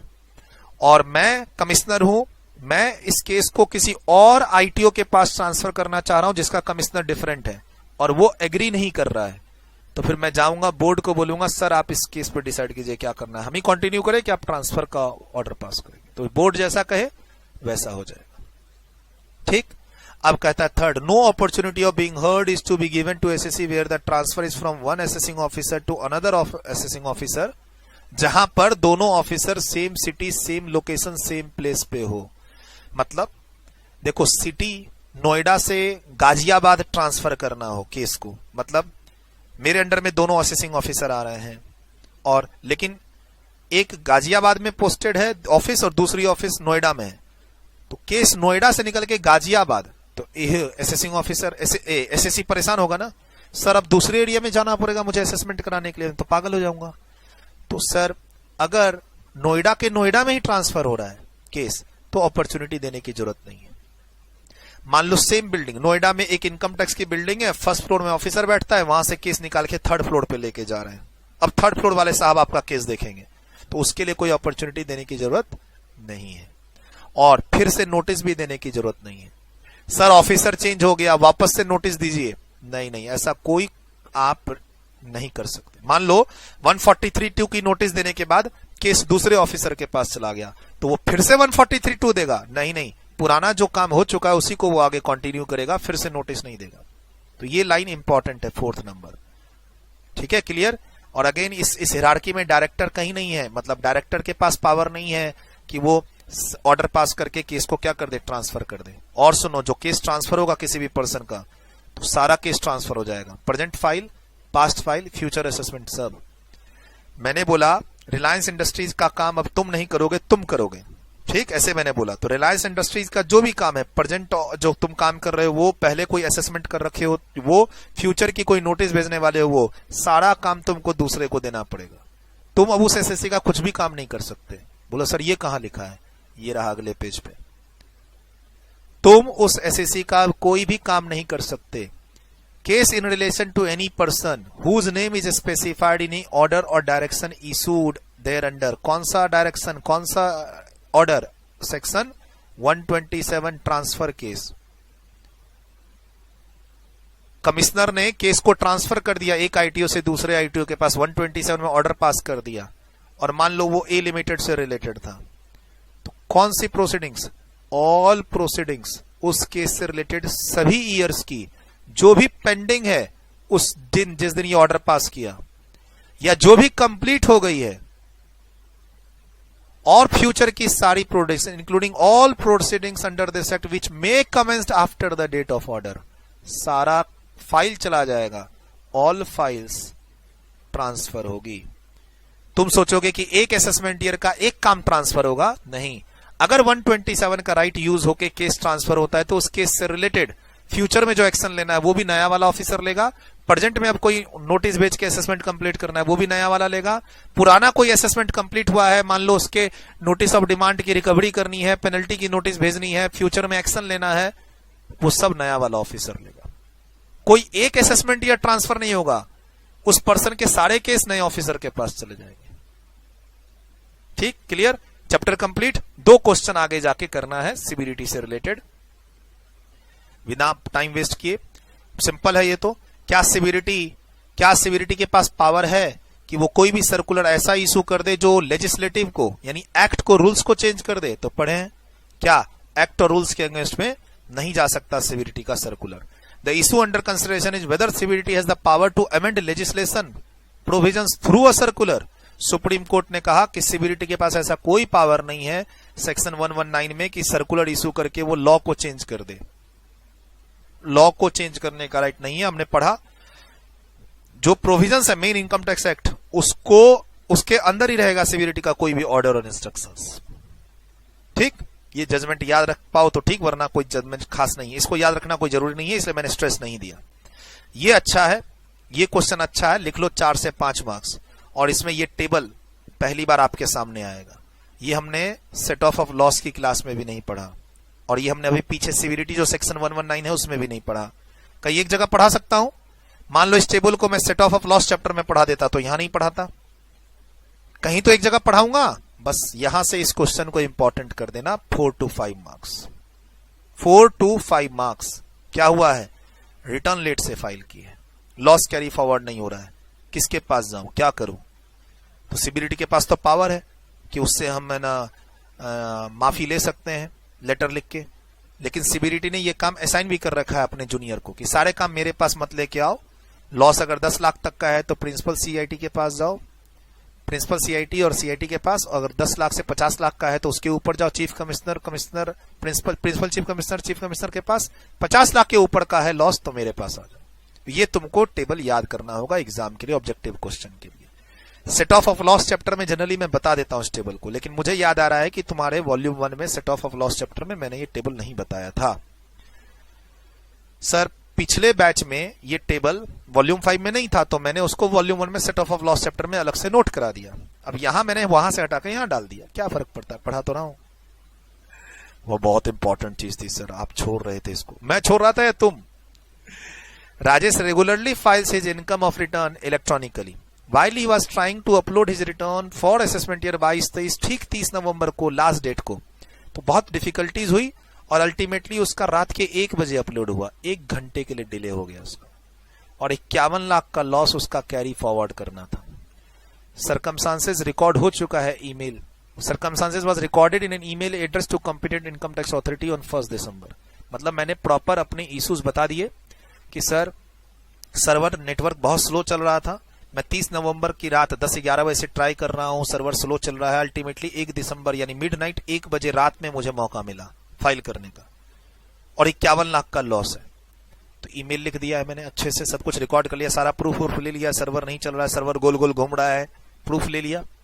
सर जब भी कोई सर्वर काम करो और वो गोल गोल घूम रहा हो तो प्रिंट स्क्रीन लेना है, ताकि उसमें तुम्हारा वो गोल गोल घूमने का चक्कर आए और नीचे जो तुम्हारे कंप्यूटर लैपटॉप में डेट आ रही है वो आए। कभी भी ऑफिस में ध्यान रखना, कोई लास्ट डेट पे तुम काम कर रहे हो और सर्वर काम नहीं कर रहा है, तो आखिरी दिन के ड्यू डेट पे तुम काम कर रहे हो, तो उसका प्रिंट स्क्रीन लेके पूरे स्क्रीन का कैप्चर करके वर्ड में तुमको सेव करना पड़ेगा, जिसमें वो लिखता हुआ है कि सर्वर इज नॉट रिस्पॉन्डिंग, वो दिखे सर्कल, और नीचे में तुम्हारे कंप्यूटर का डेट टाइम ठीक से होना चाहिए। वो ध्यान रखना होगा तुमको, प्रूफ का काम करता है जिसके बेसिस पर तुमको आगे रिलीफ मिलता है। तो इसने सीबीडीटी को रिक्वेस्ट कर दी कॉन्ग्रेशन की कि सर मेरा जो 1 दिन का डिले हुआ, 1 दिन का भी नहीं 1 घंटे का डिले हुआ, उसको माफ कर दीजिए और मुझे इस लॉस को कैरी फॉरवर्ड करने दीजिए। सीबीडीटी को भेजा। फिर बोलता है अगर ये लॉस 51 लाख का नहीं होता 48 लाख का होता तो तुम क्या करते। तो कुछ नहीं, 48 लाख का होगा तो मैं प्रिंसिपल सीआईटी के पास चला जाऊंगा, 50 लाख के ऊपर का है तो मैं सीबीडीटी के पास जाऊंगा, यही मेंशन है। 48 लाख पे किसके पास जाऊंगा, प्रिंसिपल चीफ कमिश्नर के पास, और 51 लाख का है तो मैं किसके पास जाऊंगा, सीबीडीटी के पास। ये इंस्ट्रक्शन एमसीक्यू के लिए याद रखना, लिख लो बगल में एमसीक्यू। सर सीबीडीटी के पास पावर है रिलीफ देने का, जेन्युइन रीजन होना चाहिए। सिमिलरली हाईकोर्ट का भी जजमेंट आ रखा है, जजमेंट से हमें कोई मतलब नहीं है, हाईकोर्ट की जजमेंट से हमें कोई मतलब ही नहीं है एग्जाम में। तुम लिखना चाहो लिखो, ऐसे काट सकते हो उसको। बोला सर ये लिखना है क्या, काट दो, छोड़ दो, हटाओ, हाईकोर्ट को छोड़ो, सीधा सेक्शन में चलो। सीबीडीटी के पास पावर है, यस। सीबीडीटी ने इंस्ट्रक्शन दिया, यस। काम हो तो रहा है तो हाईकोर्ट बीच में क्यों आ गया, काट दो इसको, तुम परेशान हो जाओगे।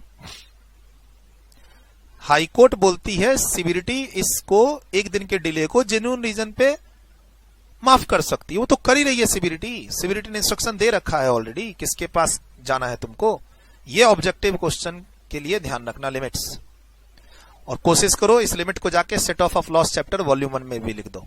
वॉल्यूम 1 में तुम्हारा सेट ऑफ लॉस चैप्टर हुआ है, वहां भी जाके लिख दो कि मान लो 5 लाख की लॉस की रिटर्न है और 1-1.5 घंटे लेट से फाइल हुई है, तो उसकी कॉन्डोनेशन लेटर लगा के हम प्रिंसिपल कमिश्नर और कमिश्नर को लगा के माफी लेके कैरी फॉरवर्ड कर सकते हैं।